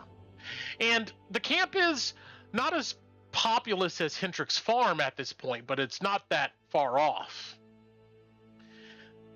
You all approach the tent, the command tent. You see knights coming, and they go ahead and call inside of the command tent. And as you get closer to the entrance, you see Knight Captain Theodore Marshall and his second, Lieutenant Sir Landry, emerge. Throw them up here.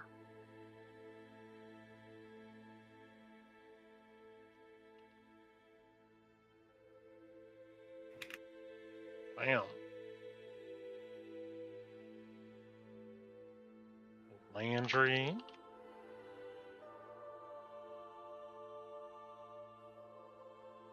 It's a lieutenant here.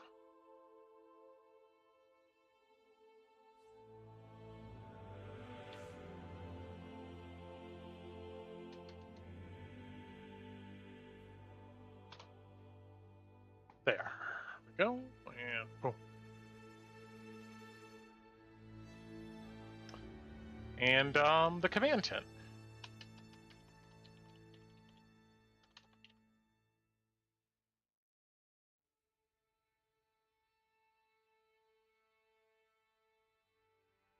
All right. Alice, and of course, well, we'll go Alice, Loie, Tinu, and if they were here, Kolabadi, and Torin.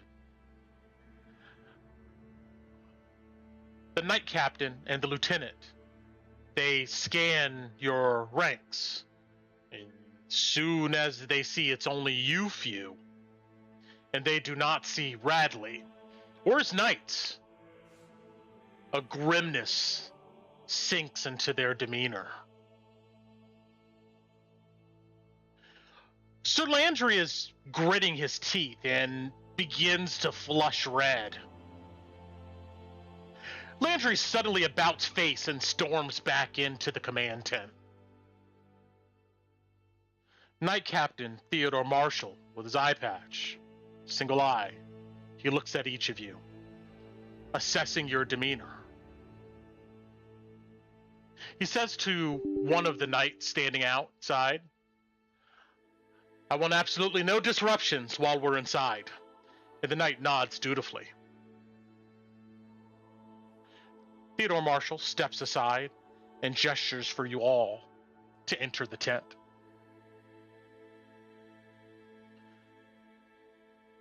And whoop.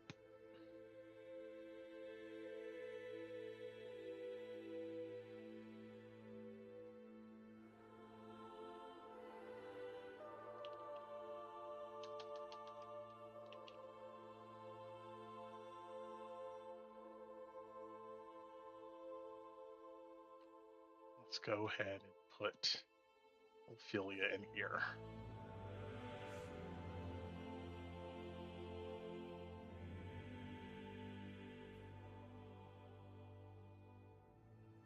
Oh. All right.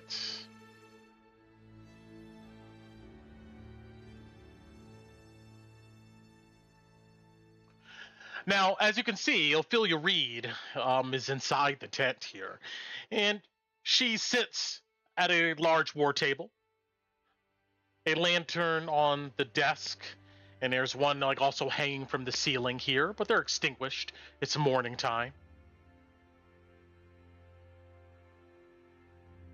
You can tell she is connecting the dots between Landry's sour mood and Theodore's grim demeanor as he enters behind you. And she sighs heavily, but keeps her mouth shut.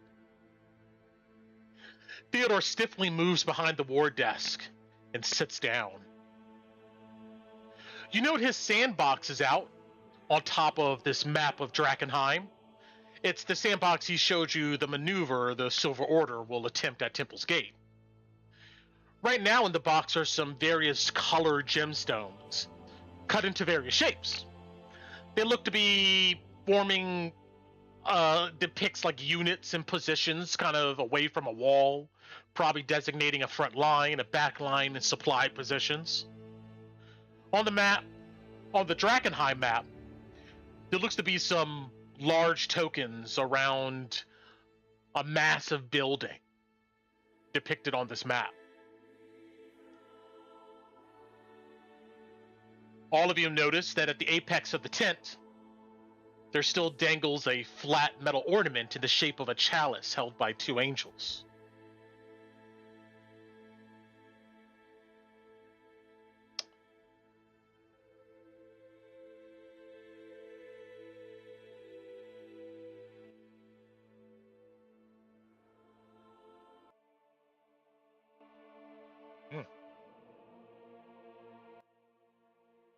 That there.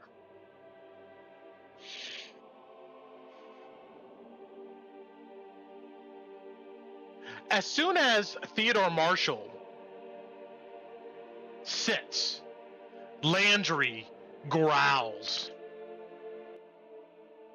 Actually, I think I want...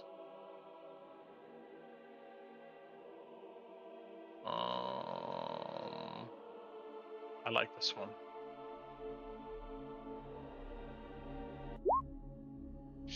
Landry growls. He looks at the Knight Captain and says, "Sir, I told you continuing to use these poor excuses for mercenaries around Drakkenheim would backfire." He huffs and glares at all of you. I would appreciate it if you'd address your complaints directly to us instead of talking behind us. Well, here's a complaint, dwarf. Did any of the cultists make it back alive? That sounds like a Yes. question. Ah! Knight Captain, he says, looking at Theodore sitting at the table. These people are a liability.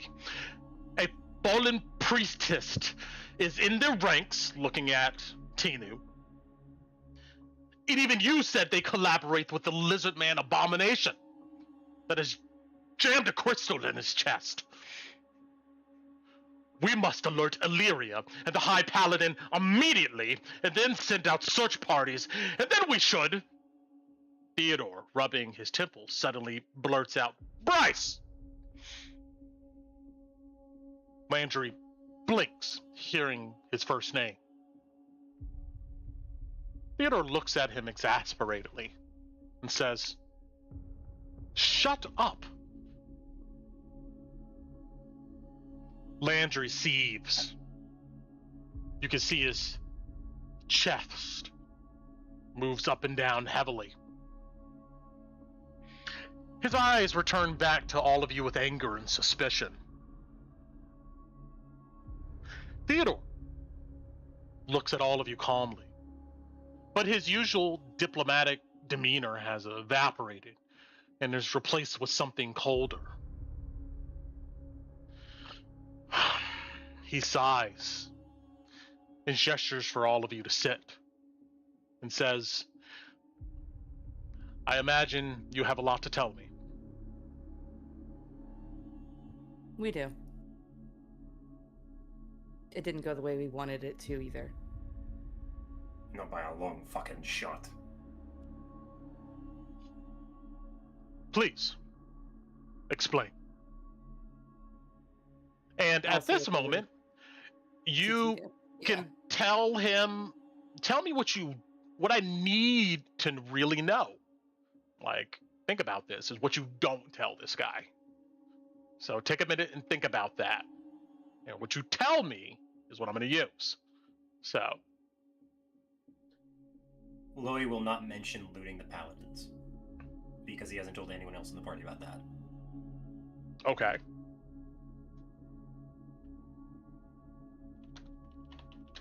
Is there anything else we don't want to tell him?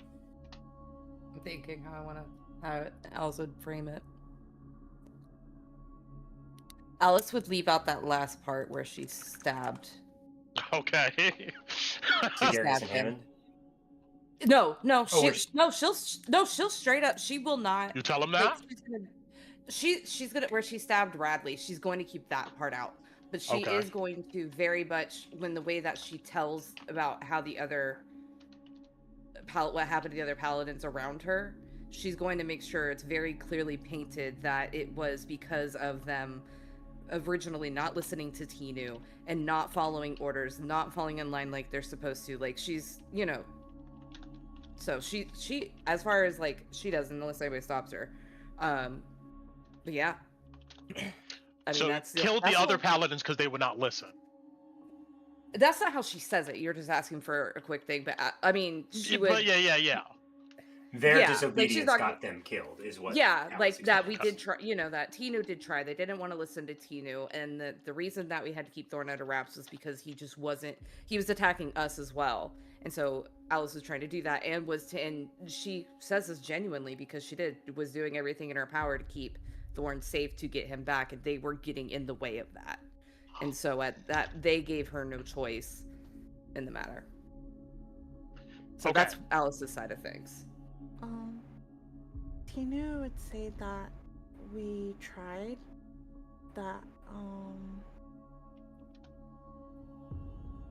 she would bring up the Queen's thieves. Queensmen, yeah, and she would tell them like we were on our way back, like we had him, and but we were stopped, and we had warned Theodore about them before. And I'll even show them like the branding that happened to me, and that's.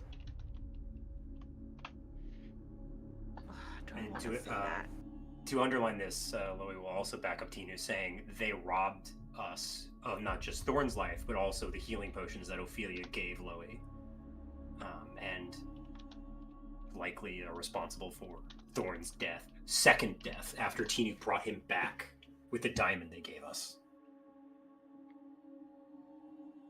Which is gone now. So you tell them about Thorn's death with the followers. With Sylvie, yeah. Okay.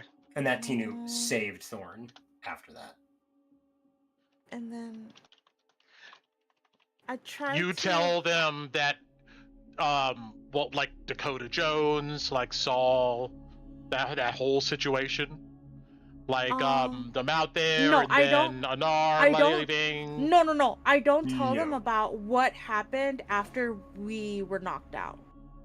But I do tell them we were on our way back, and we were honor, and then we were stopped. It Or- pretty I much don't know. ends at the giant encounter, and then we were unconscious, and we had to figure out what had happened after the party was attacked. Okay, so you don't tell them that you know, or at least Ron has told you, Thorn Radley's dead. Mm, I leave that. You at just you. leave it as like you guys were attacked, and then you saw Sylvie, take the body, and that's it. You don't know what happened to him. God damn it, you guys! I should have asked you first. Oh my gosh. It's up to you. It's up to you guys. Loey is fine leaving it at we were attacked by a giant. That after we had been attacked by multiple threats and were overwhelmed and were dropped unconscious. And it's only by the luck of our party and our skill that we managed to survive. But we don't know what happened to Thorn after that point. But Loey won't say any. Won't say. Yeah, I'd leave it there because honestly, it's true because we can't. And this isn't circumventing it, but yeah, Alice would leave it at that too because we can't genuinely. That is the information that we have. After that, it's all hearsay and who said what. So yeah, Alice would leave that as. I would agree with that. Yeah, because we haven't confirmed the body is dead, Mhm. and low-key, Ku doesn't think he's dead. So yeah, I would leave it at that too. What they said. So we believe that. I guess we give them the impression that the Fallen Fire have Thorn. So you tell them, okay, so you leave that impression. Yeah, because if they ask, we probably say we suspect that Thorn was taken by Sylvie. Do you tell them about Anar returning to us and saying like he's done with everything and he's upset with Sylvie and what happened? No. Do you tell them that? No, or not? because Okay. I'm We'll no. go over it. All right. She doesn't mention her brother at all. And then also, I think this goes without saying, Loey does not mention the crazy, weird treasure trove up in the cliffs that he found. He's not going to tell a bunch of random paladins what he found in Dragon's Perch at all. And I'm pretty sure you already know, Brett, but we don't mention that other thing. What's the other thing? The seal? Yeah, because Torrin's not here, unless he wants to, but yeah. So you're going with you haven't confirmed the body's dead. You skip a lot of the stuff you skip everything with Ron and the Falling Fire, all that stuff, and the last thing you know is that that Sylvie somehow must have taken Thorn's body, and hence the followers of the Falling Fire probably have him. We could say that Dakota told us after we woke up and walked down the road and we met up with him. You guys want to tell him that? Because Dakota did tell us that. That's true. Yeah. That's how we found out. Yeah. Afterwards. Yeah. That they have the body. Because Dakota was with us. He was supposed to go with us. But you don't even mention your brother at all.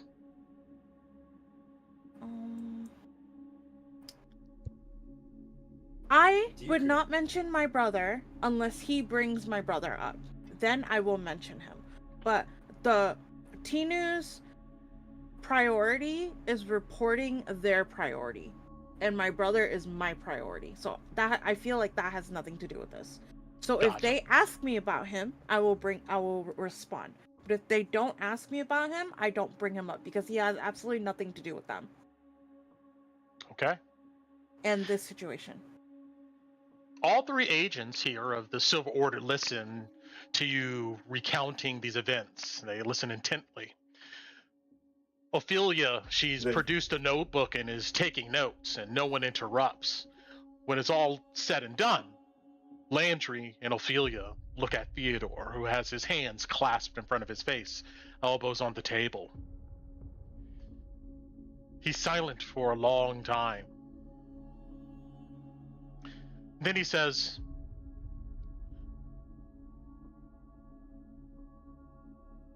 "What about the knight's supplies and things?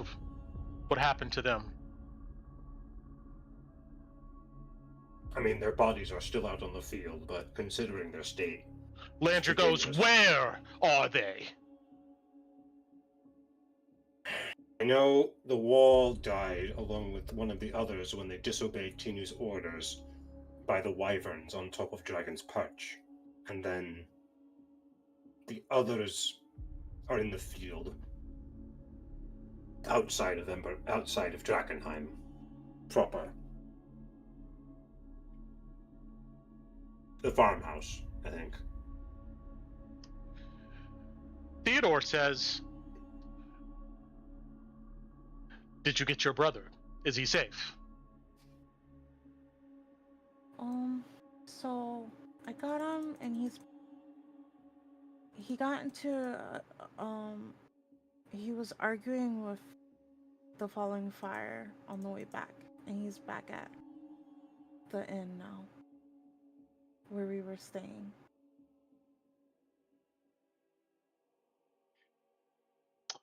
He's questioning them now because of what happened. Yeah, what Sylvie did. Fucking mad. He gives a thin smile, but he says, "As your brother should question. I'm glad that you found him and he's safe." Thank you. "What about your lizard friend?" Landry says, "The corrupted one. He was with you with this. Where's he now? With them at the farm?" No. I'm sure you don't want him in the camp. You've stated He before knows where the he body shows- is, doesn't he?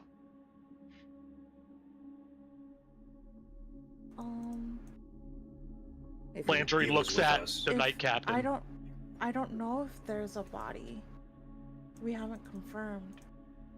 Oh, you mean Thorn. Sorry, I thought you were talking about Sigarius and Haman and the others. You'd have to talk to him. Maybe we do. You see, Night Captain, you need to get these mercenaries to bring that creature somewhere we can interrogate him. That's not going to happen if you're going to talk about him like that. Because he did help us and genuinely was trying to help us get our goals as well. And you're telling me he did not confess to you what they were going to do with the Flamekeeper? No, he got in the way when Sylvie tried to hurt him the first time. He tried to stop them. Where is he told them- now? He's with them, isn't he? I make an Right, insight I'm not- check. Why are you trying to put the blame Actually, on never him? mind. I don't need one. Because It's it doesn't make sense to me, Fallen Paladin, that all of you would show up, and then that one there would have went back to those cultists, not figured out what was Because- going on, and then come back and tell you. You're leaving things out. No, we're not. He's not here because you specifically told us that if he came into camp, he would be killed. And then we told you what happened, and I told you we The haven't Silver confirmed Order he's dead 'cause demands. there's no body. Are you the Silver Order? No. I think you're scared that For you you. are going to get in trouble. You are going to get in trouble because your whatever he's called under you did not listen to you, did not follow your orders, and now it falls on you. So you better shut up Dinner. like Theodore told you to. Tinu, To you, I am the Silver Order. Yes, I am. Night We have Captain, the can you authority please- and the decree. And I order you, Night Captain, you order them to get the information of where Flamekeeper Thorn Radley's body or where he is located. And then you This is the need to exact- report back to us and tell us where he's at. And now This you're is the trying exact to same order kind of Theodore. mistreatment that Thorn gave to Tinu when all of his men got killed, Night Captain. This is fucking ridiculous. And we tried to tell him to stop and to listen, and none of them did because obviously they're all under your command, taking your influence. You This failed. is why this happened. That's Yes. what happened. We failed because they wouldn't listen to us and they fought us every part of the way, which prolonged the process to get back, which in turn gave the Queensmen time to attack us. They refused your Night Captain's orders, Lieutenant. Just as He is the authority here, not you. Did your corrupted, disgusting, damned lizard tell you anything about what is going on at that farm with our Flamekeeper. And answer it direct. None of No. this other stuff.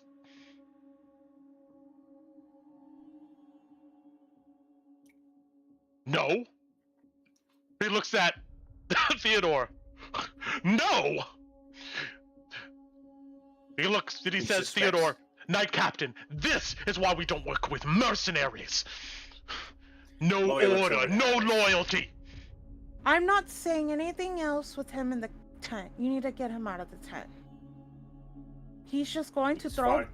blame around, and he's being mean, just like his knights were, and this is obviously not a civil conversation anymore. They don't answer. Because I'm right. He sneers at you. Theodore says, thank you all for your efforts to bring our people back, despite their transgressions. The siege will be the next full moon, 10th of next month, the month of sowing. You see Landry's mouth jaw just drops, and he looks at Theodore befuddled. Like, why would he say that? Alice just grins. She's 100% behind how Theodore's handling this. Theodore seems to feel the glare, but he continues. 2 days before the siege, we will all meet at Shepherd's Gate to finalize the plans with the commander of the Hooded Lanterns.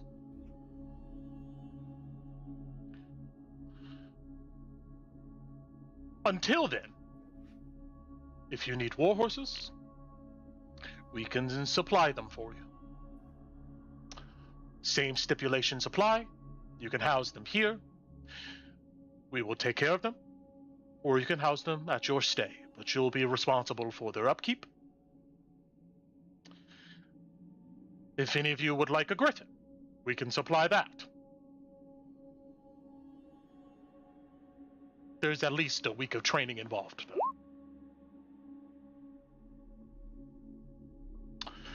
Ophelia and the other priests, they'll offer their healing services. Although Ophelia and Ruth are the only ones that know some of the more complex rituals, you will still need to give us coin for those resources. He looks at you, Alice, and goes, I'll be sending a runner to the gate to let the commander know in a few days. But feel free to inform him yourself of the execution of the siege and us meeting 2 days prior. It's in all of our interests this happens. He looks at all of you. So I expect you to be there and stand by your commitments. Landry, I order you that everything that was said here in this room stays between us. You see, he just grits his teeth, flushed red.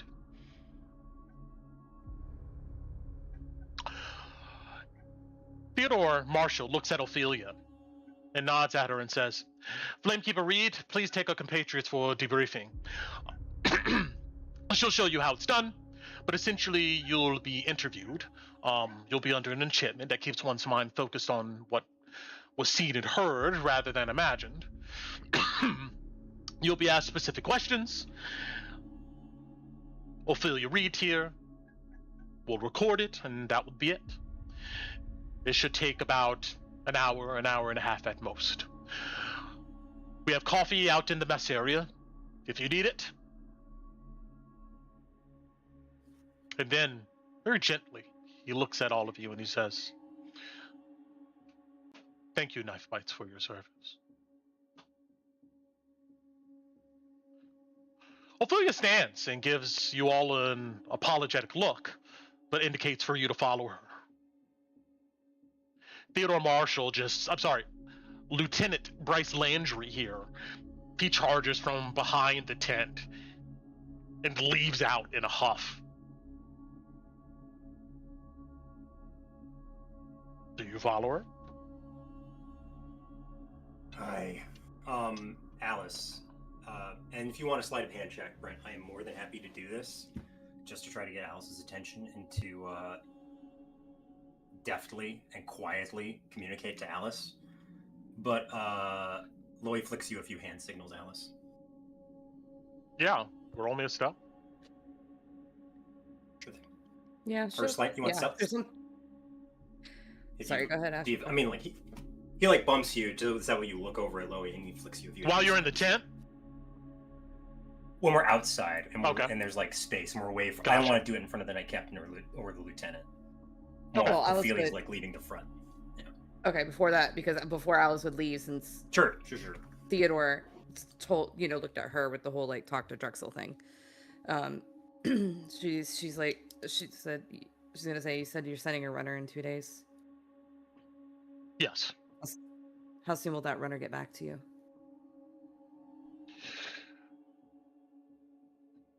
Probably within 24 hours, considering any of the circumstances that may happen in Drakkenheim. Understandable. Might want to send him a day before Drexel gets the message that was sent to him. He Sorry, nods come in. solemnly and looks at you. She's giving him a very intense, like, look. Not like a threatening one, but like trying to show on her face, like she really wants him to get whatever message from Drexel. Like it's a genuine one. It's Alice. We all know how Alice is, but You want to get the message he would send? no, because she sent the letter to Drexel Mhm. from the Watchtower. So hearing that there's she's trying to wordlessly now, like with the looks. She's trying to tell Theodore to get somebody there sooner. So that way, Okay. hopefully, Drexel. Yeah, I don't know if you saw what Alice wrote in the message, so I think you'll understand it better. Yes. I wouldn't put it in the. I did not think read you'll the understand format. it Let me better. see.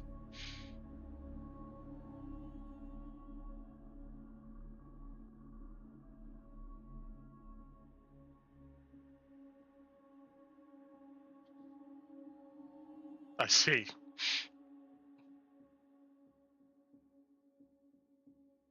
Yeah.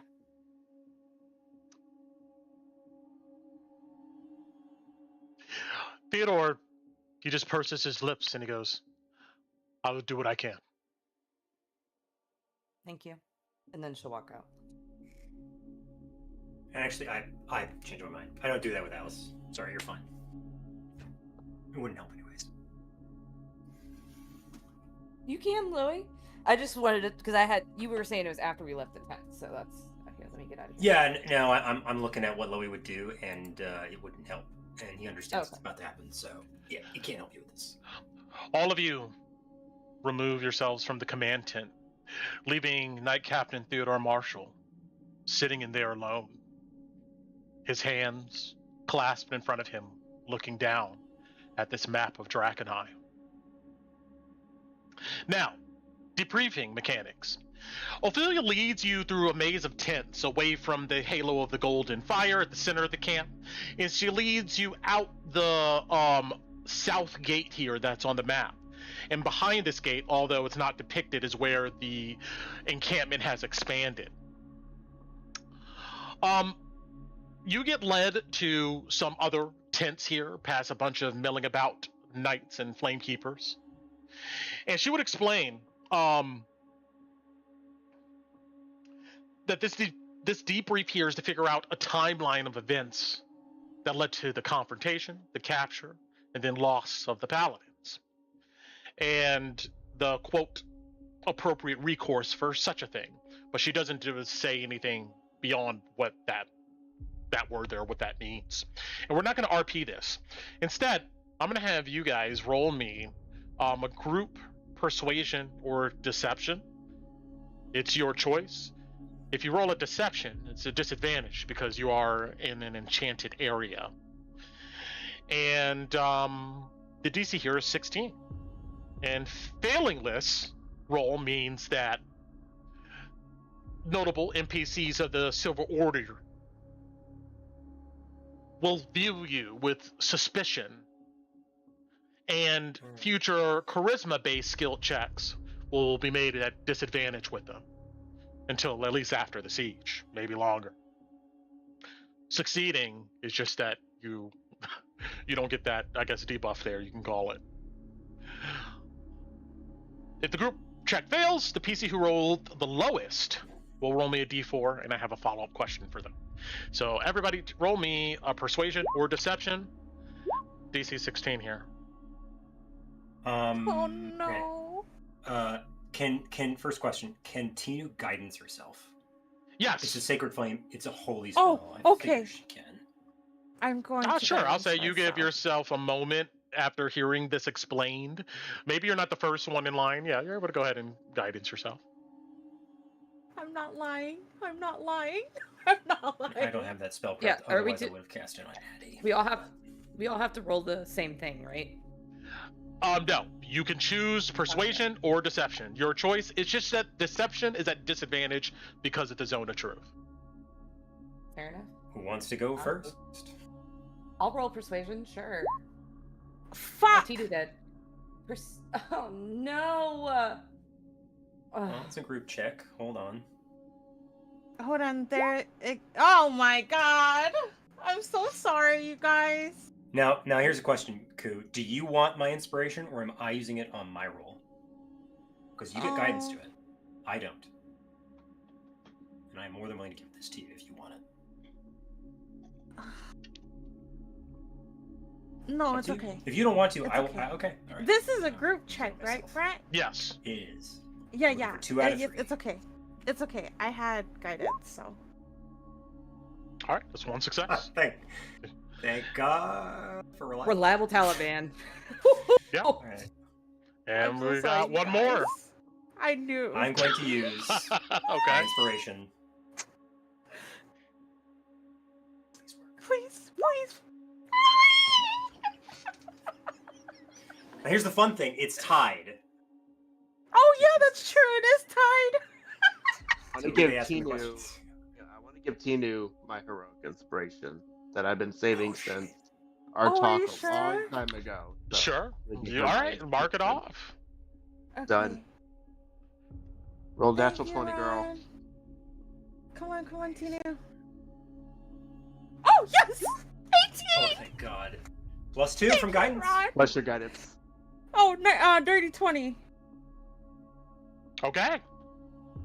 So, oh, yeah, thank you, Ron. you guys leave this debriefing.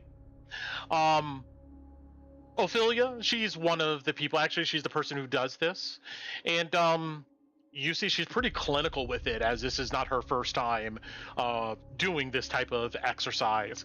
Some questions are asked multiple times, but in different ways.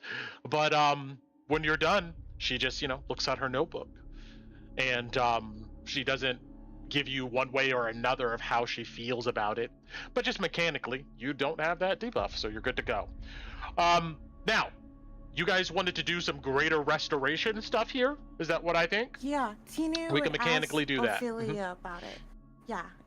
Ophelia would tell you that her and Ruth are the Flamekeepers that have the ability or know the rituals to perform a greater restoration, but they only could do it once a day, and you would need to give the gold supply for Any that, coin. the dust. Yeah, Yeah. Okay. So they can do 2 people? correct. Okay. Who do you guys want? You could give them the diamond dust and not use your 5th level slots, Ku, if you want. Yeah, no, that's what I'm gonna do. Oh, who are we doing though? Alice, 110% Alice. So I'll give Alice her gold and her dust, and one of them can do Alice, and then No, Do you you- sure? Yes. I'm sorry. Let me be more specific. Loey, if Tinu is asking who do we do this to, Loey is saying Alice. Well, we have the thing, yeah, because mechanically, this is, we have enough between these two, so there's gonna be one person who doesn't get this taken off by the time we get down to Buckle Dome Road. Loy will take it. I personally mechanically don't like that idea because I think Alice and Loy would be the first ones it would be tried on. Probably, that makes a lot of sense. Actually, yeah, what am I saying? Loy's, I'm playing, that's a different Like- self-sacrificial paladin. Loy wouldn't say that. No, but I know, but player. I mean, I feel bad because like Torrance not here, but You guys could Yeah. talk about it in the chat, and we can come to a conclusion about what that is later with all of you involved. Obviously, Ron Okay. can't be there for that decision, but So two You know. people amongst Tinu, Loey, and Alice walk out yeah. of the camp So without Ron automatically it is not unless he does it on himself, I guess. Alice is certainly one of them. Tinu, do you want to be the one without the brand, or is Loey the one without the brand? And Loey will let you make that decision because Loey doesn't have the coin to buy that from Ophelia. Yeah, if you're gonna do, because they can do 2 people, so yeah, that'll be 600 gold pieces.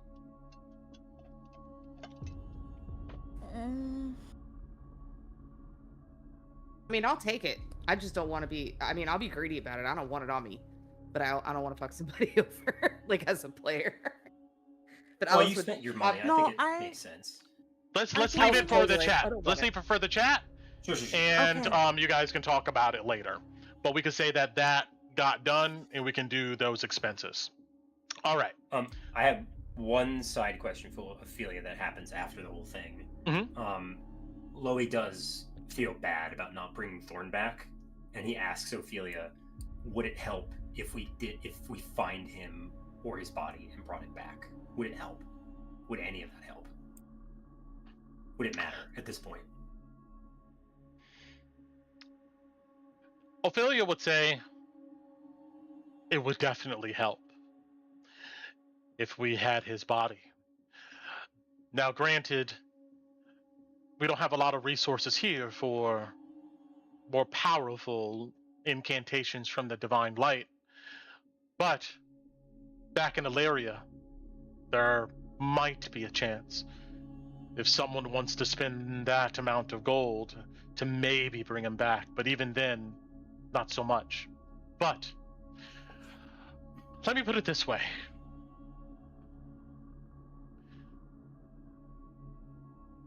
The Knight Captain is only going to be able to hold this information for so long. And during that period,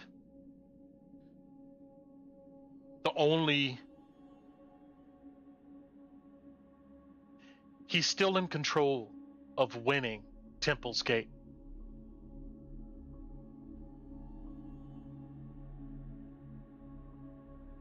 And he's going to put all his focus into that.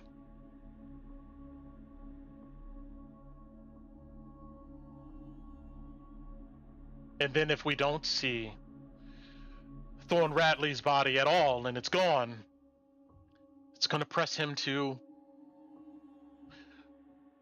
probably take our plans even further.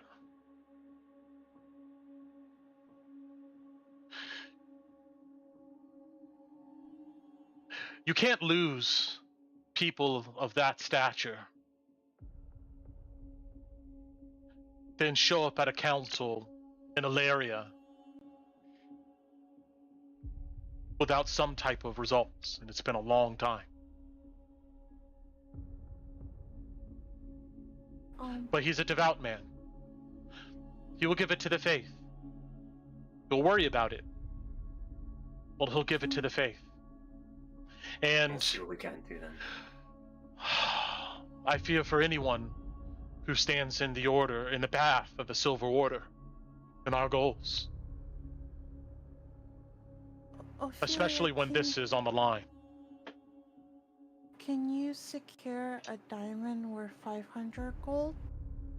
Because if we can get the body and bring it back, and if I have the spell ready, I can bring him back. She looks at you and just says, I appreciate it, Tina, but I think you should just let it go for now. Okay. Well, the offer is there. I'll see if there's a way to talk to Theodore about it. Okay. Please, all of you, be there at Shepherd's Gate 2 days before the siege. If you abandon us now, you could just see a look on her face that she doesn't know what would happen. We'll see it done. Well, I don't like it when a job doesn't go right. if we're not there, it means we died. So, She laughs You're right. morbidly. That is a thing, yes.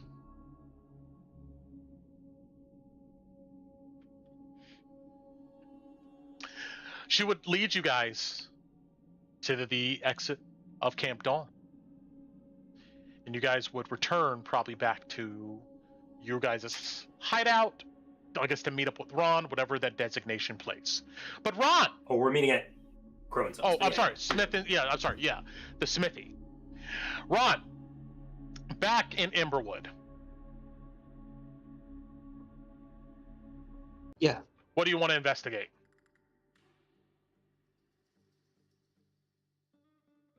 Well, the first thing I want to see is what our party's reputation is. Are we still, the fires, the fire starters? And if there's also additional time, I want to see if anybody has spotted Blackjack Mel and his goon running around. Okay. Give me 1 second here.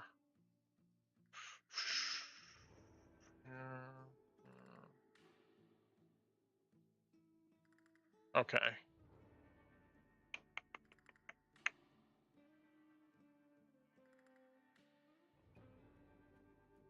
There we go. All right.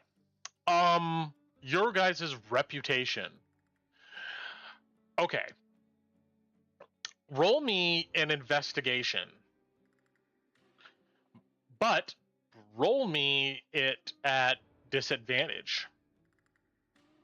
Well, it's a -1, so. Oh shit. Well. 6. You get a sense that like your reputation is probably not that good, as you try to approach several people and some people just get up and walk away. You like come to the tables outside of the Gilded Lily, people just get up and move. That gives you a sense of what's going on, but you're unable to get more information than that. Now, this second one here, you said Blackjack Mel? Correct. You're asking about? Okay. You at this point get a sense that you probably would have a better time maybe talking with some followers that may be around, or maybe they can help you get this information. But you definitely stand out. That's fine. I mean, if I see any of the followers, I mean, of course, they're going to be the first ones I talk to, just because. Soon as your lizard eyes meet eye contact with any of these grimy people, they immediately come up. So, yeah, I just candidly ask them if they've seen Blackjack Mel around, and. Okay, roll me an investigation. Regular.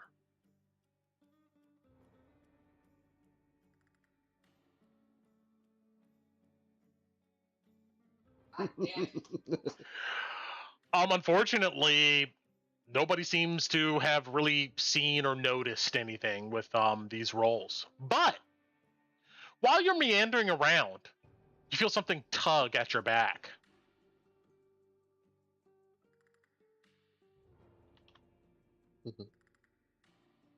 You turn and look to see what it is.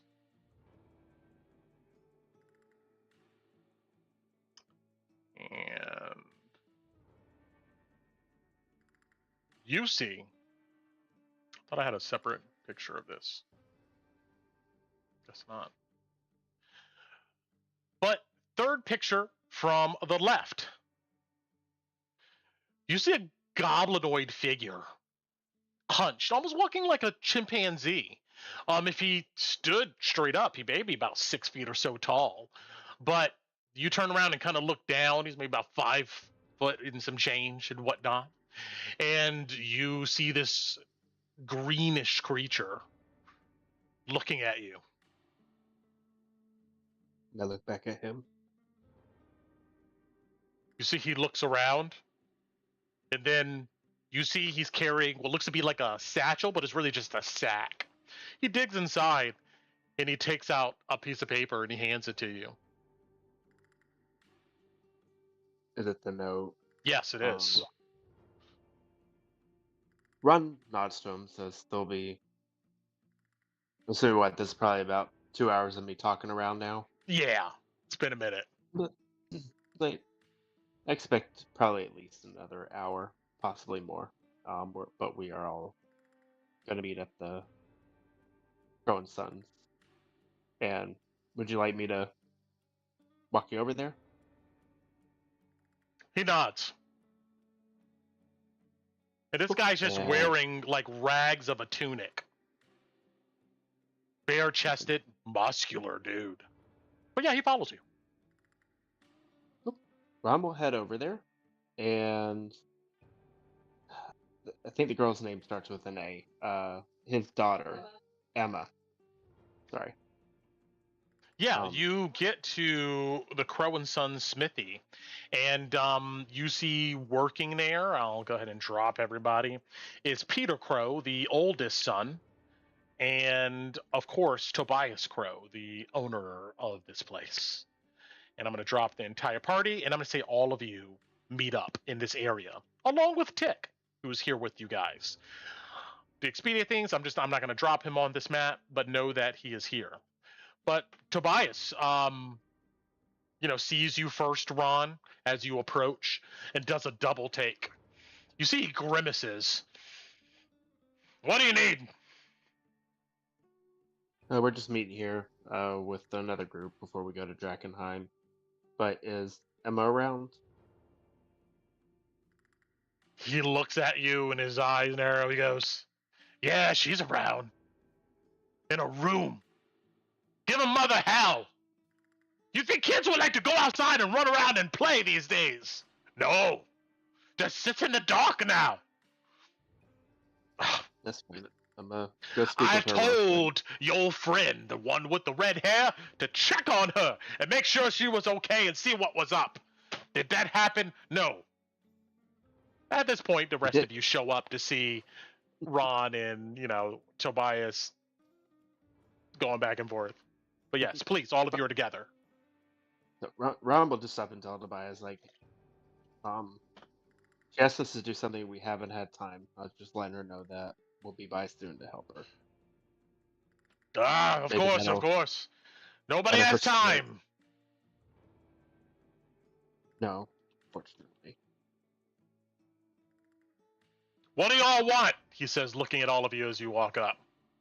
I also walk up and be like, Tobias, you make complaining an art. I just wanted you to know that. You put it to work to Right. shame with all that grumbling. Ha! Well, maybe one day you'll have a litter of kids of your own, and you'll see what it's all about. You have a lot to complain You're about right. then.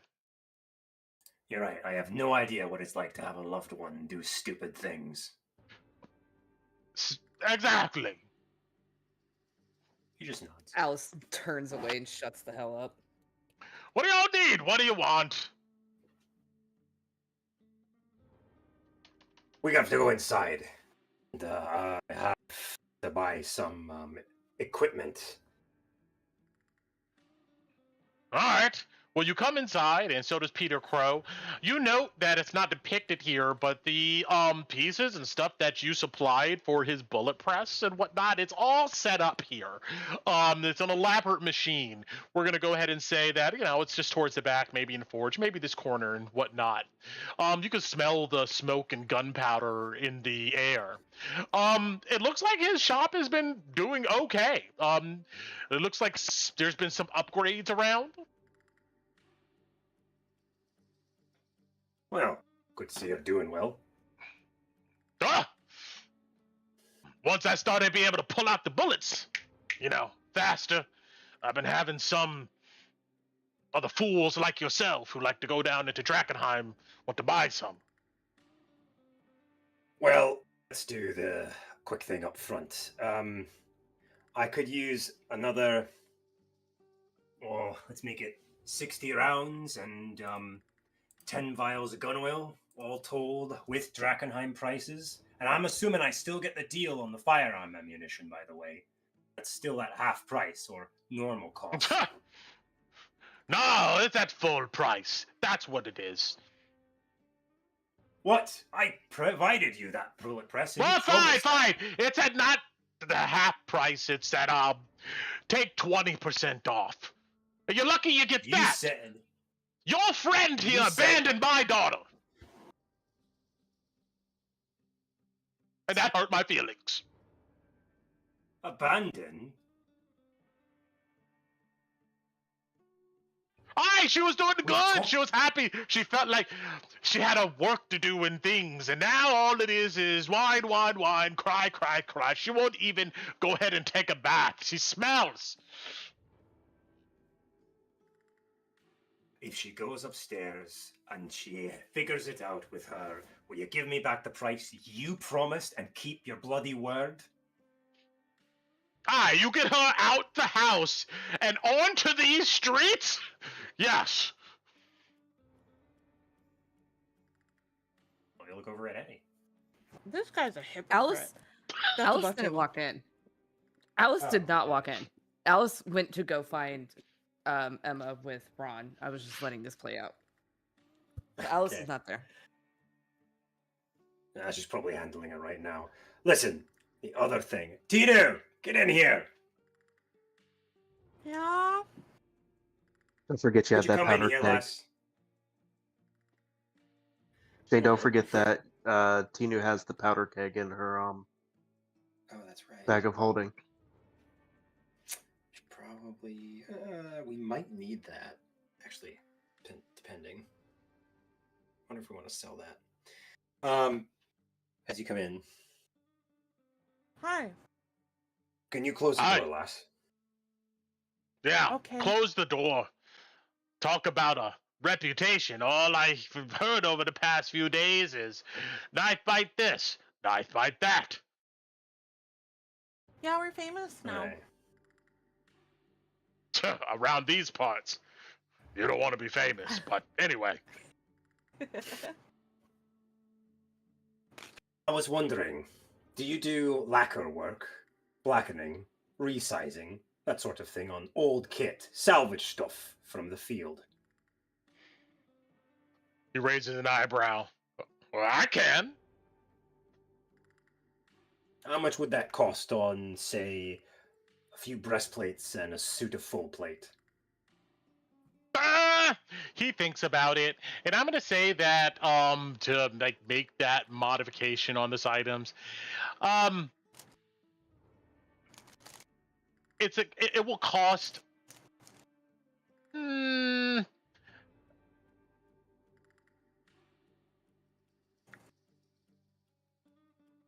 He hasn't seen And it if he yet. doesn't He doesn't understand- know what it is. I know, but I'm just thinking of I would Like, want to how much note is this guy picking up?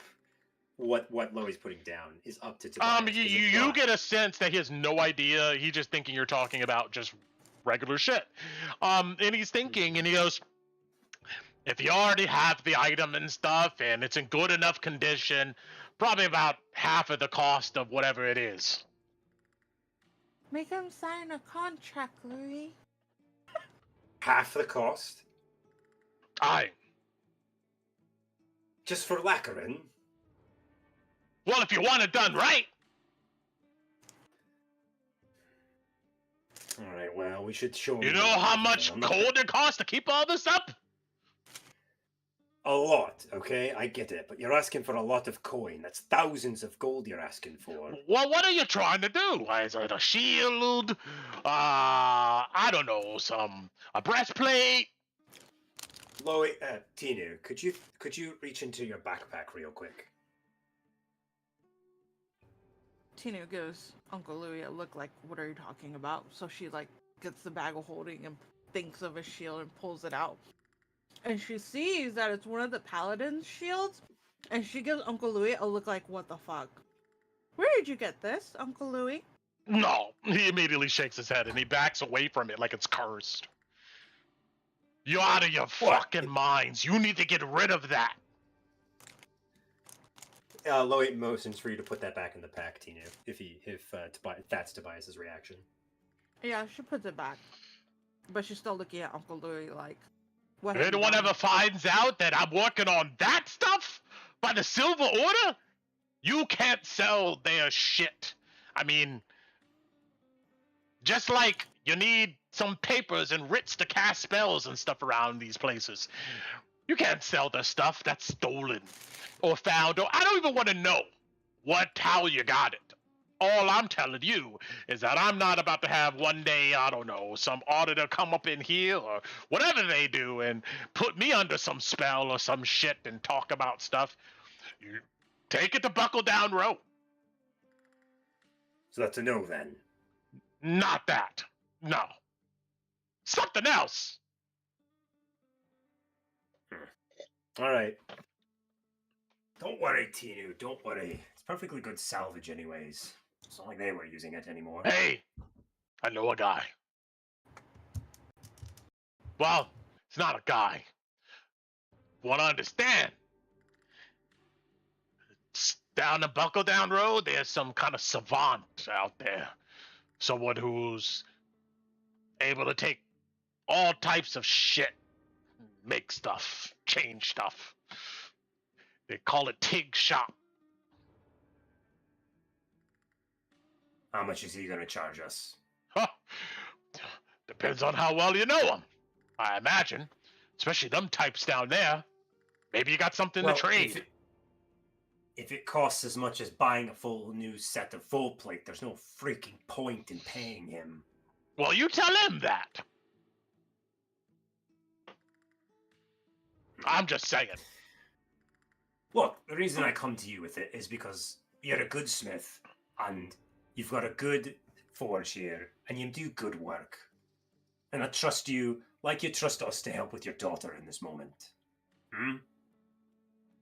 Look, rumor has it, the Silver Order, Ilaria, they can track all of their stuff.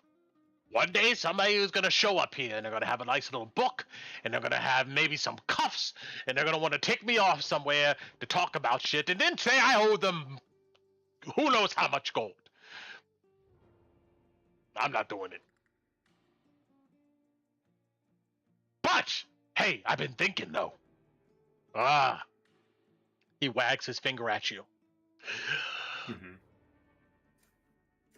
I know you folk been looking for delirium out in Drakkenheim, right? And you probably got a bunch of it on you. Yeah, sure. I'm not telling you how much delirium we have. That's fine, that's fine. You know what I mean. Anyway, I have come across some interesting work plans, schematics and stuff as they call them. You see he goes and he digs in a chest he has, and you see he pulls out, let's see here.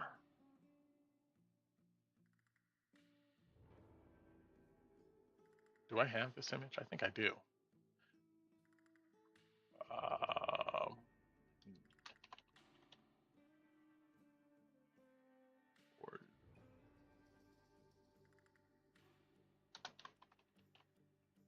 Give it to me. Also, yes. Tinu, if you still have He that pretty worried much does expression on your this. face, if you still have that worried expression on your face, Loey gives you like a we'll talk about it look, like outside later. She huffs at him, but she'll nod. Okay. He takes out a long sword.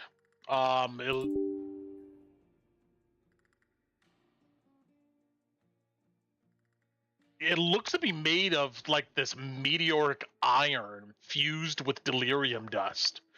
And there's a soft octarine glow to it. He goes, haha, this is just the prototype. Go ahead! And he gives it to you, Loey. Give it a swing. You got a dummy around here? Yeah, you see he guides you over to, maybe we'll say this is a target over here. Give it a swing! He gives a good stab with it. Let me see. I'll roll one of my strength attacks. Talon. An 8. Well, actually, wait. No. This is melee. It'd be an 8. When you swing this blade, you hear and also feel like a resonance up your arm into the core of your body. You know that feeling you have when you cast spells like Hunter's Mark? Mm-hmm. You can feel that with this blade, one could use their spell casting ability modifier instead of their strength and dex to attack with this thing. Also, this weapon provides a +2 bonus to attack and damage rolls. Well, that would have hit then. It would have been a 10. Same. Yeah, and you see necrotic energy just disintegrate the target. He nods at you and grins. Ah, that's right.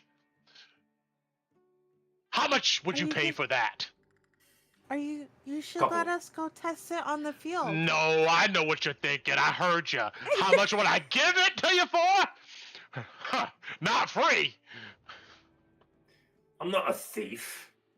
We wouldn't take it. Well, We would bring it back after testing it. No, darling, you can test other things, not this.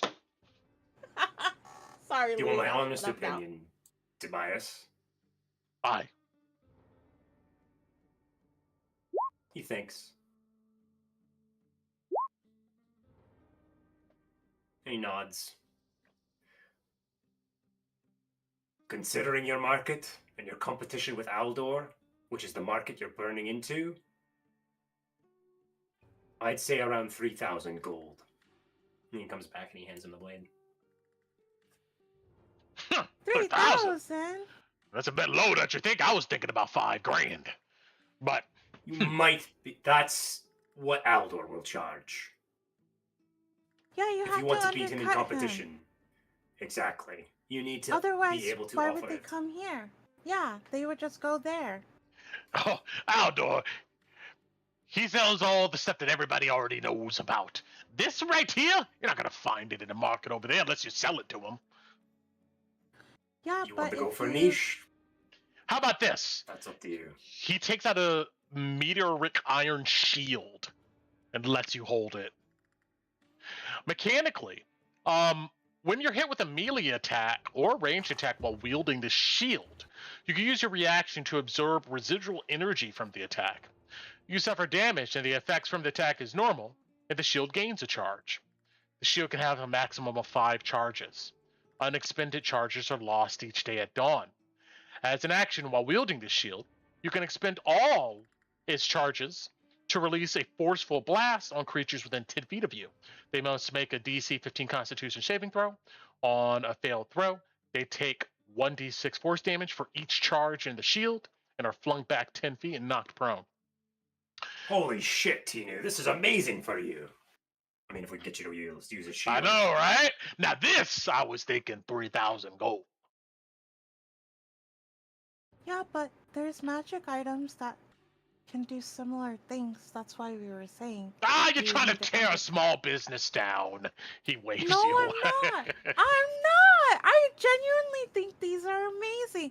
I'm just telling you from a business perspective, if you want customers, why would somebody come here to buy this instead of going to buy a magic item that can do the same thing?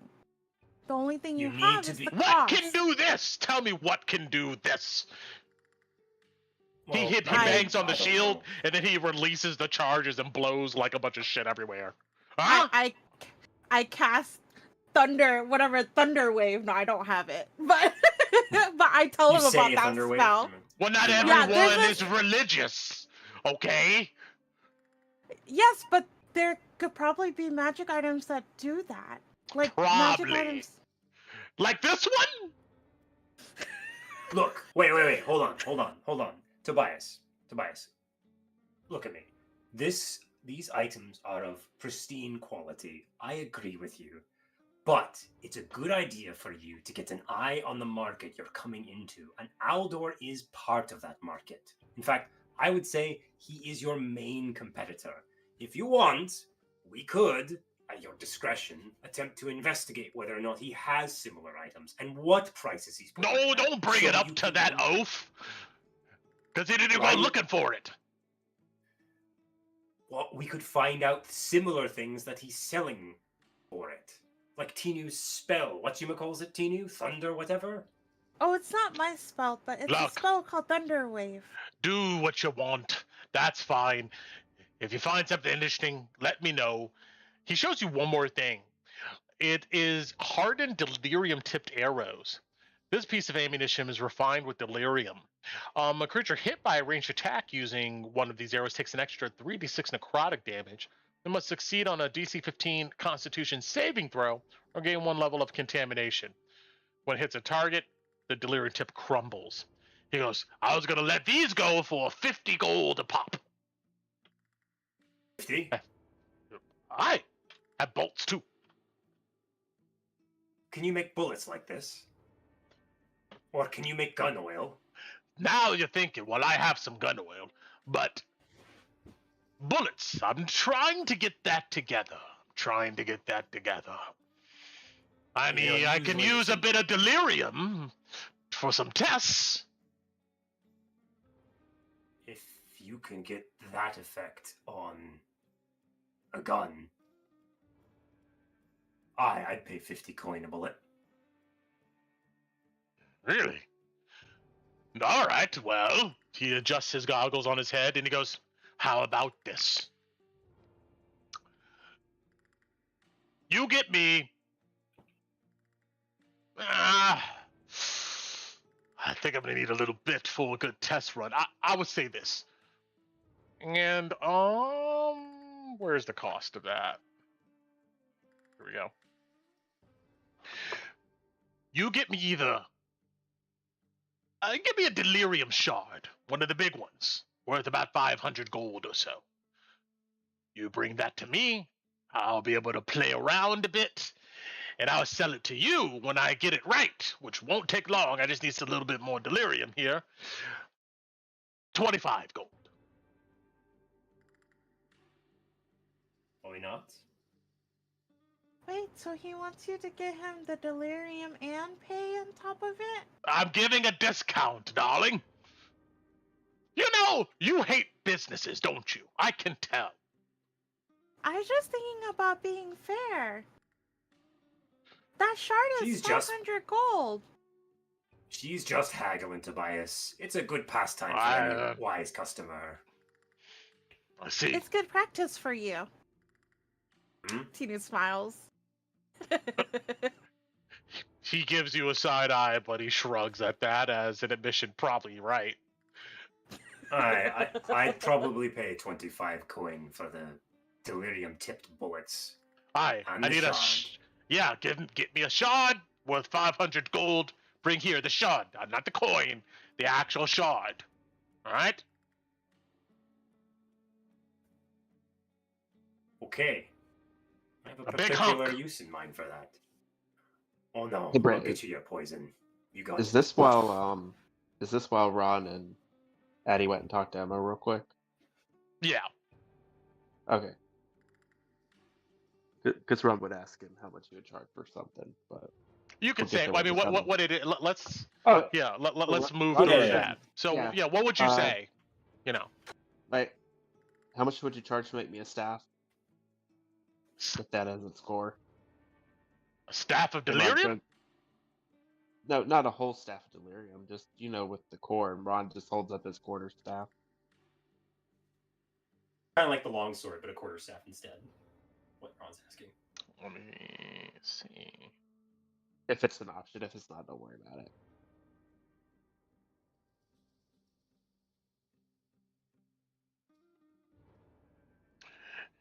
I was thinking he was saying I was thinking 5,000 gold is what I'm thinking.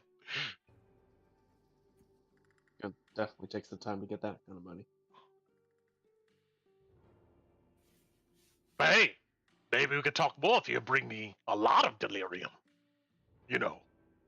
Like now, if I had one of the big chunks, like a whole crystal,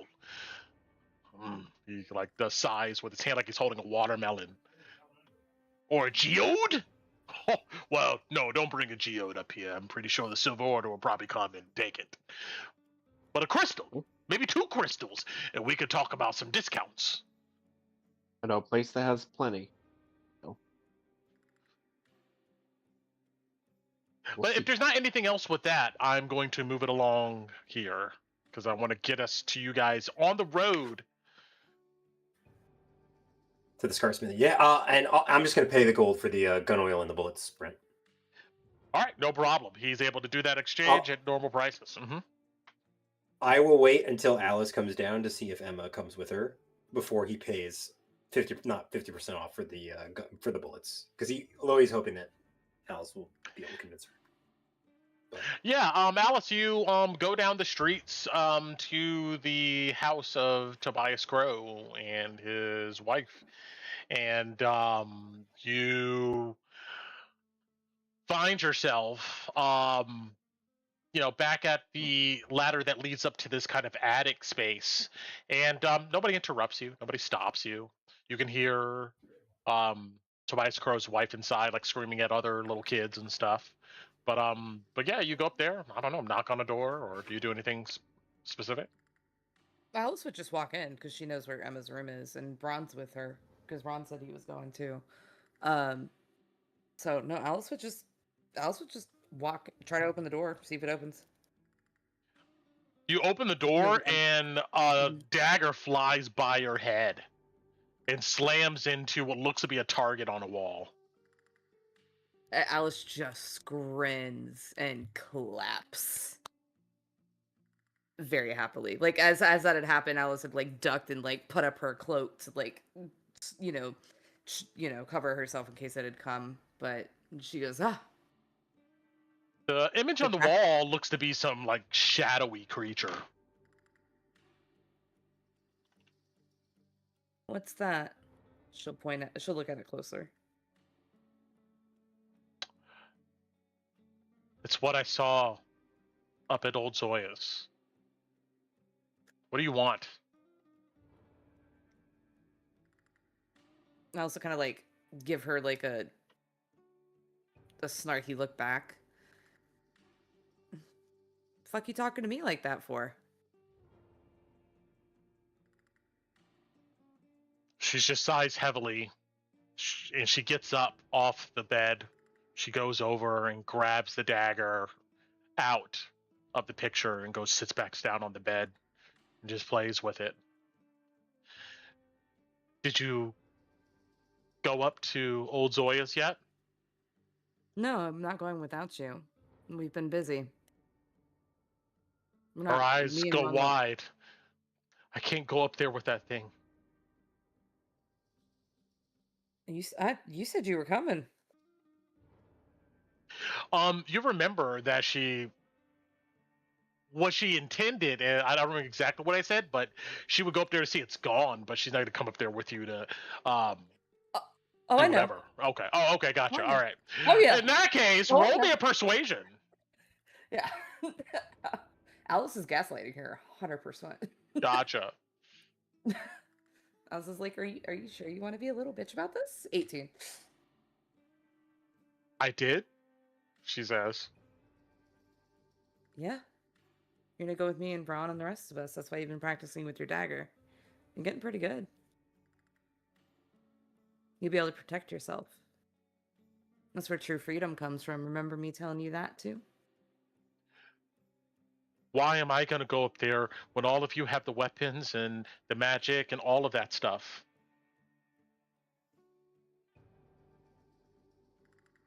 I also kind of like walk over and she'll kind of like sit down so they're like side by side. Like she's not like looking or hovering, you know, she's more just sitting with Emma. Because you're gonna go and you're gonna have your dagger. And you're gonna get to see it. And conquer it. And remind yourself that you're capable of doing really hard, shitty things. Because that's all we're doing. She looks at you, and then she looks at the dagger in her hand. Don't you get tired of doing hard, shitty things? Yeah. You know, I fucked up recently. Very, very recently. She looks We at you. haven't had a... Yeah. Alice kind of like leans forward and she's got her knees up and has her wrists crossed over, hands hanging over her knees. We fucked up. We messed up. I personally messed up and we failed. But if I sit and don't do anything, then I can't get a win. And it stays on your mind all the time. Yeah. It does. 100%.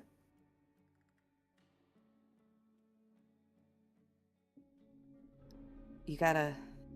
I don't think it ever goes away. It just... You learn how to live with it. And it still comes back and blinds you and makes you stab people that you love. You live with it until you deal with it? You live with it until you live with it. And you either let it conquer you or you conquer it back. Or you walk right next to it. I'm not going to lie to you until it goes away. It never does. But you can be in control of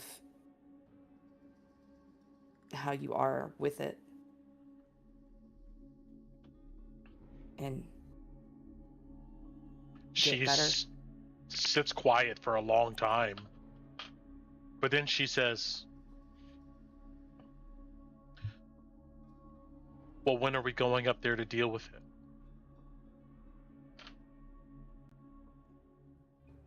Well, I gotta talk to Ron about it. He has to go too, because, you know, he was close to Zoya. We have to go save somebody that got because we weren't careful enough. So we're dealing with it. And then I think we have to go into the city for something. And then, even if it's just me and Ron, we'll go. A couple days. She We're gonna nods. go. And staying in this room, just practicing the dagger, you need to get some your endurance back up, Emma.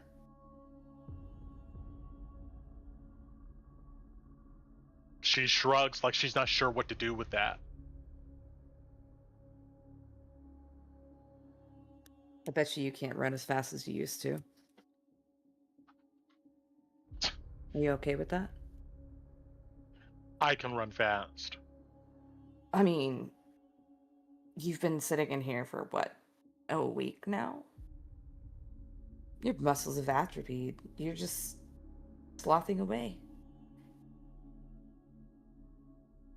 If you want to go run with it, you gotta practice when you're not under pressure. She throws the dagger at the target. Lands Can I try to true. catch it? Yeah, sure.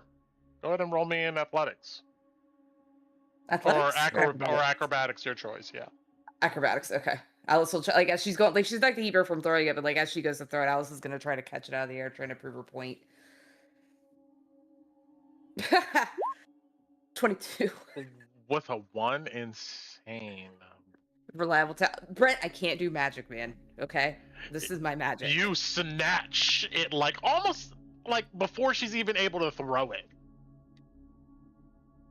She just, like, looks at her hands and looks at you in amazement. I didn't get this by sitting around. I got this by getting my ass kicked. Go kick your own ass, and me and Ron will come get you in a few days. She looks at you with a little bit of fear, but admiration. She nods. I will. I will be ready. Good. And Alice will give her the dagger back and give her another 50 gold. Whatever interesting shit you hear while you're running around. Yeah. While I'm running around. She Practice gets up sneaking and she too. takes the gold. Yeah. Mm-hmm. Yeah.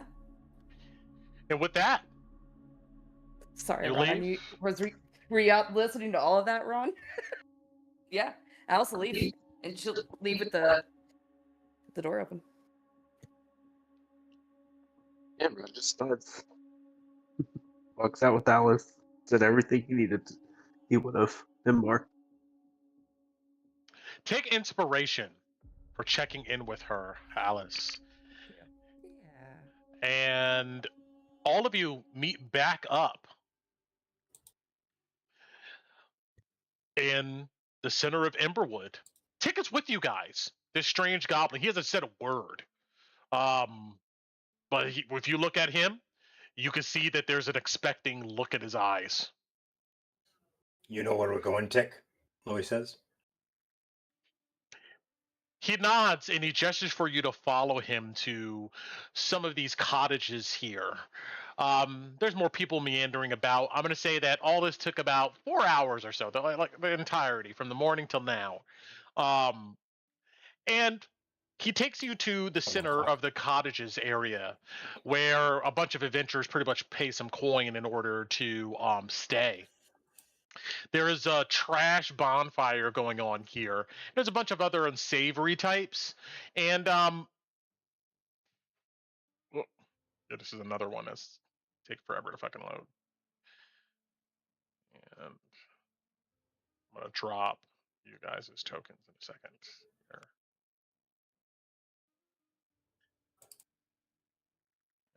Put here, place party. Bam.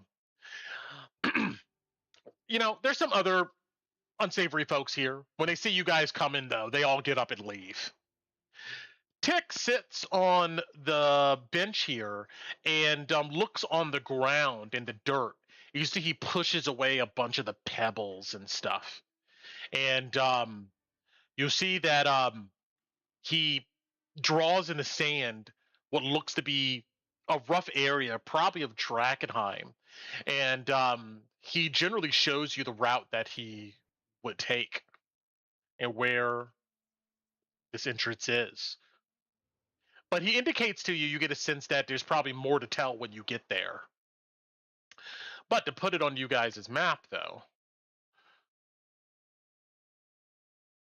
And he knows where we want to enter the sewer from, whereabouts. Well, As close as possible to that. He knows a place to get into the sewers that will lead to Buckle Down Row. Like a specific place, per se. So, yeah, there's only like one area. And it is over here.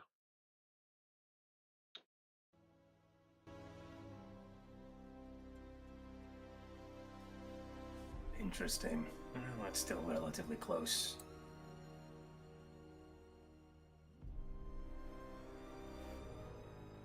If we're careful.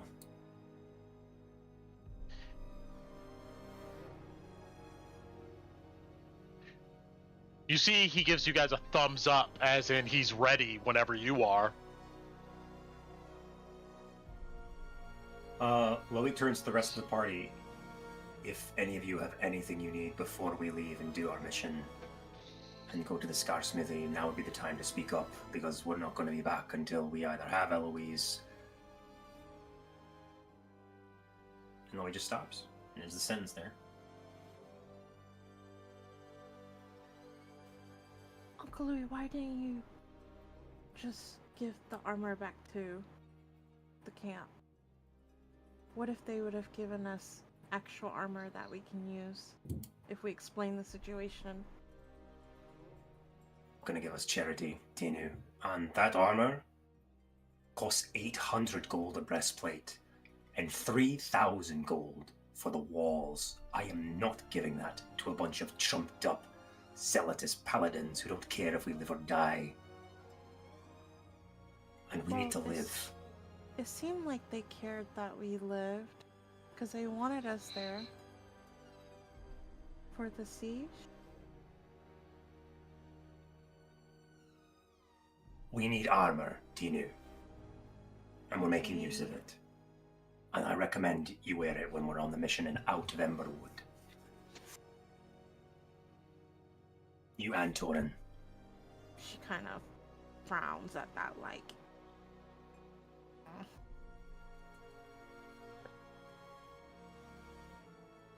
Other options. Okay. And it's good. You can take one of those shields too. Though I might have to. We're not wearing it right now, though, right? When we leave Emberwood and we're safe, outskirts of Drakkenheim, away from prying eyes, we'll take the time. Wait, but if we wear this into Boko Down Row, won't they know? They'll tell them. What do they care? Now we have silver Well, but order they- armor on, we'll take it off. Okay. And with Oh that, my goodness. you guys adjust your items and things, and you set out for the smithy, the Scar, to meet with the Ironhelm dwarves to prepare for what you need to do to get Eloise back from the Queen's Men. And that's where we'll start next time. You guys getting there. Which We're just will take you about an hour and a half or so. I think I measured that earlier. So, Okay. Dun dun dun. all right. With that, let me just go back here really quick to our tabletop.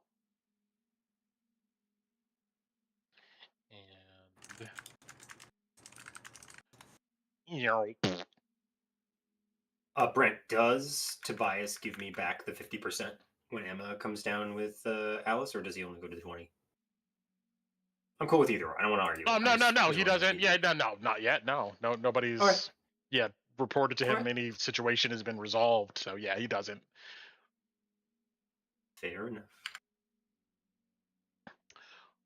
All right, you guys are about equal distance here, with our reputations for almost champions of the Silver Order. Damn, I know that's what you guys really wanted. And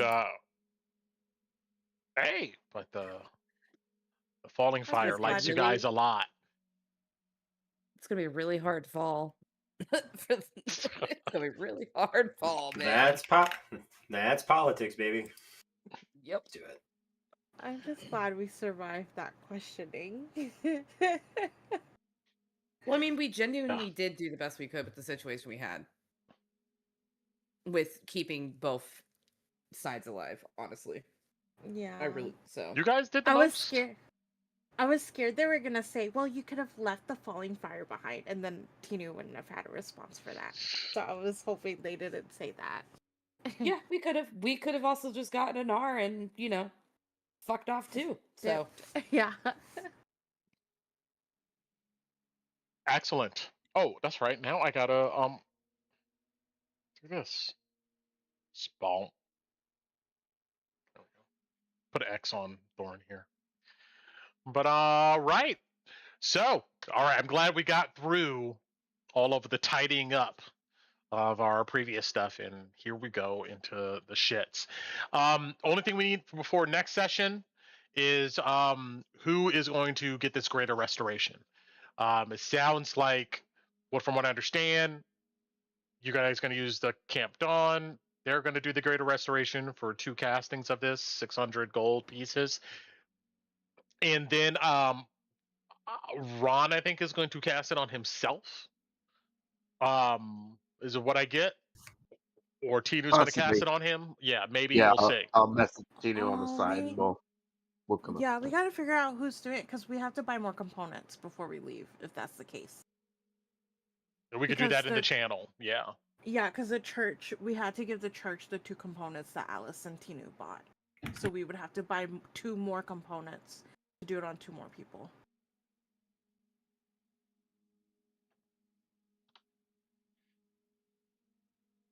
Excellent. All right. And we'll figure it out next time. Goodbye, stream. Shutting this bitch down. Done.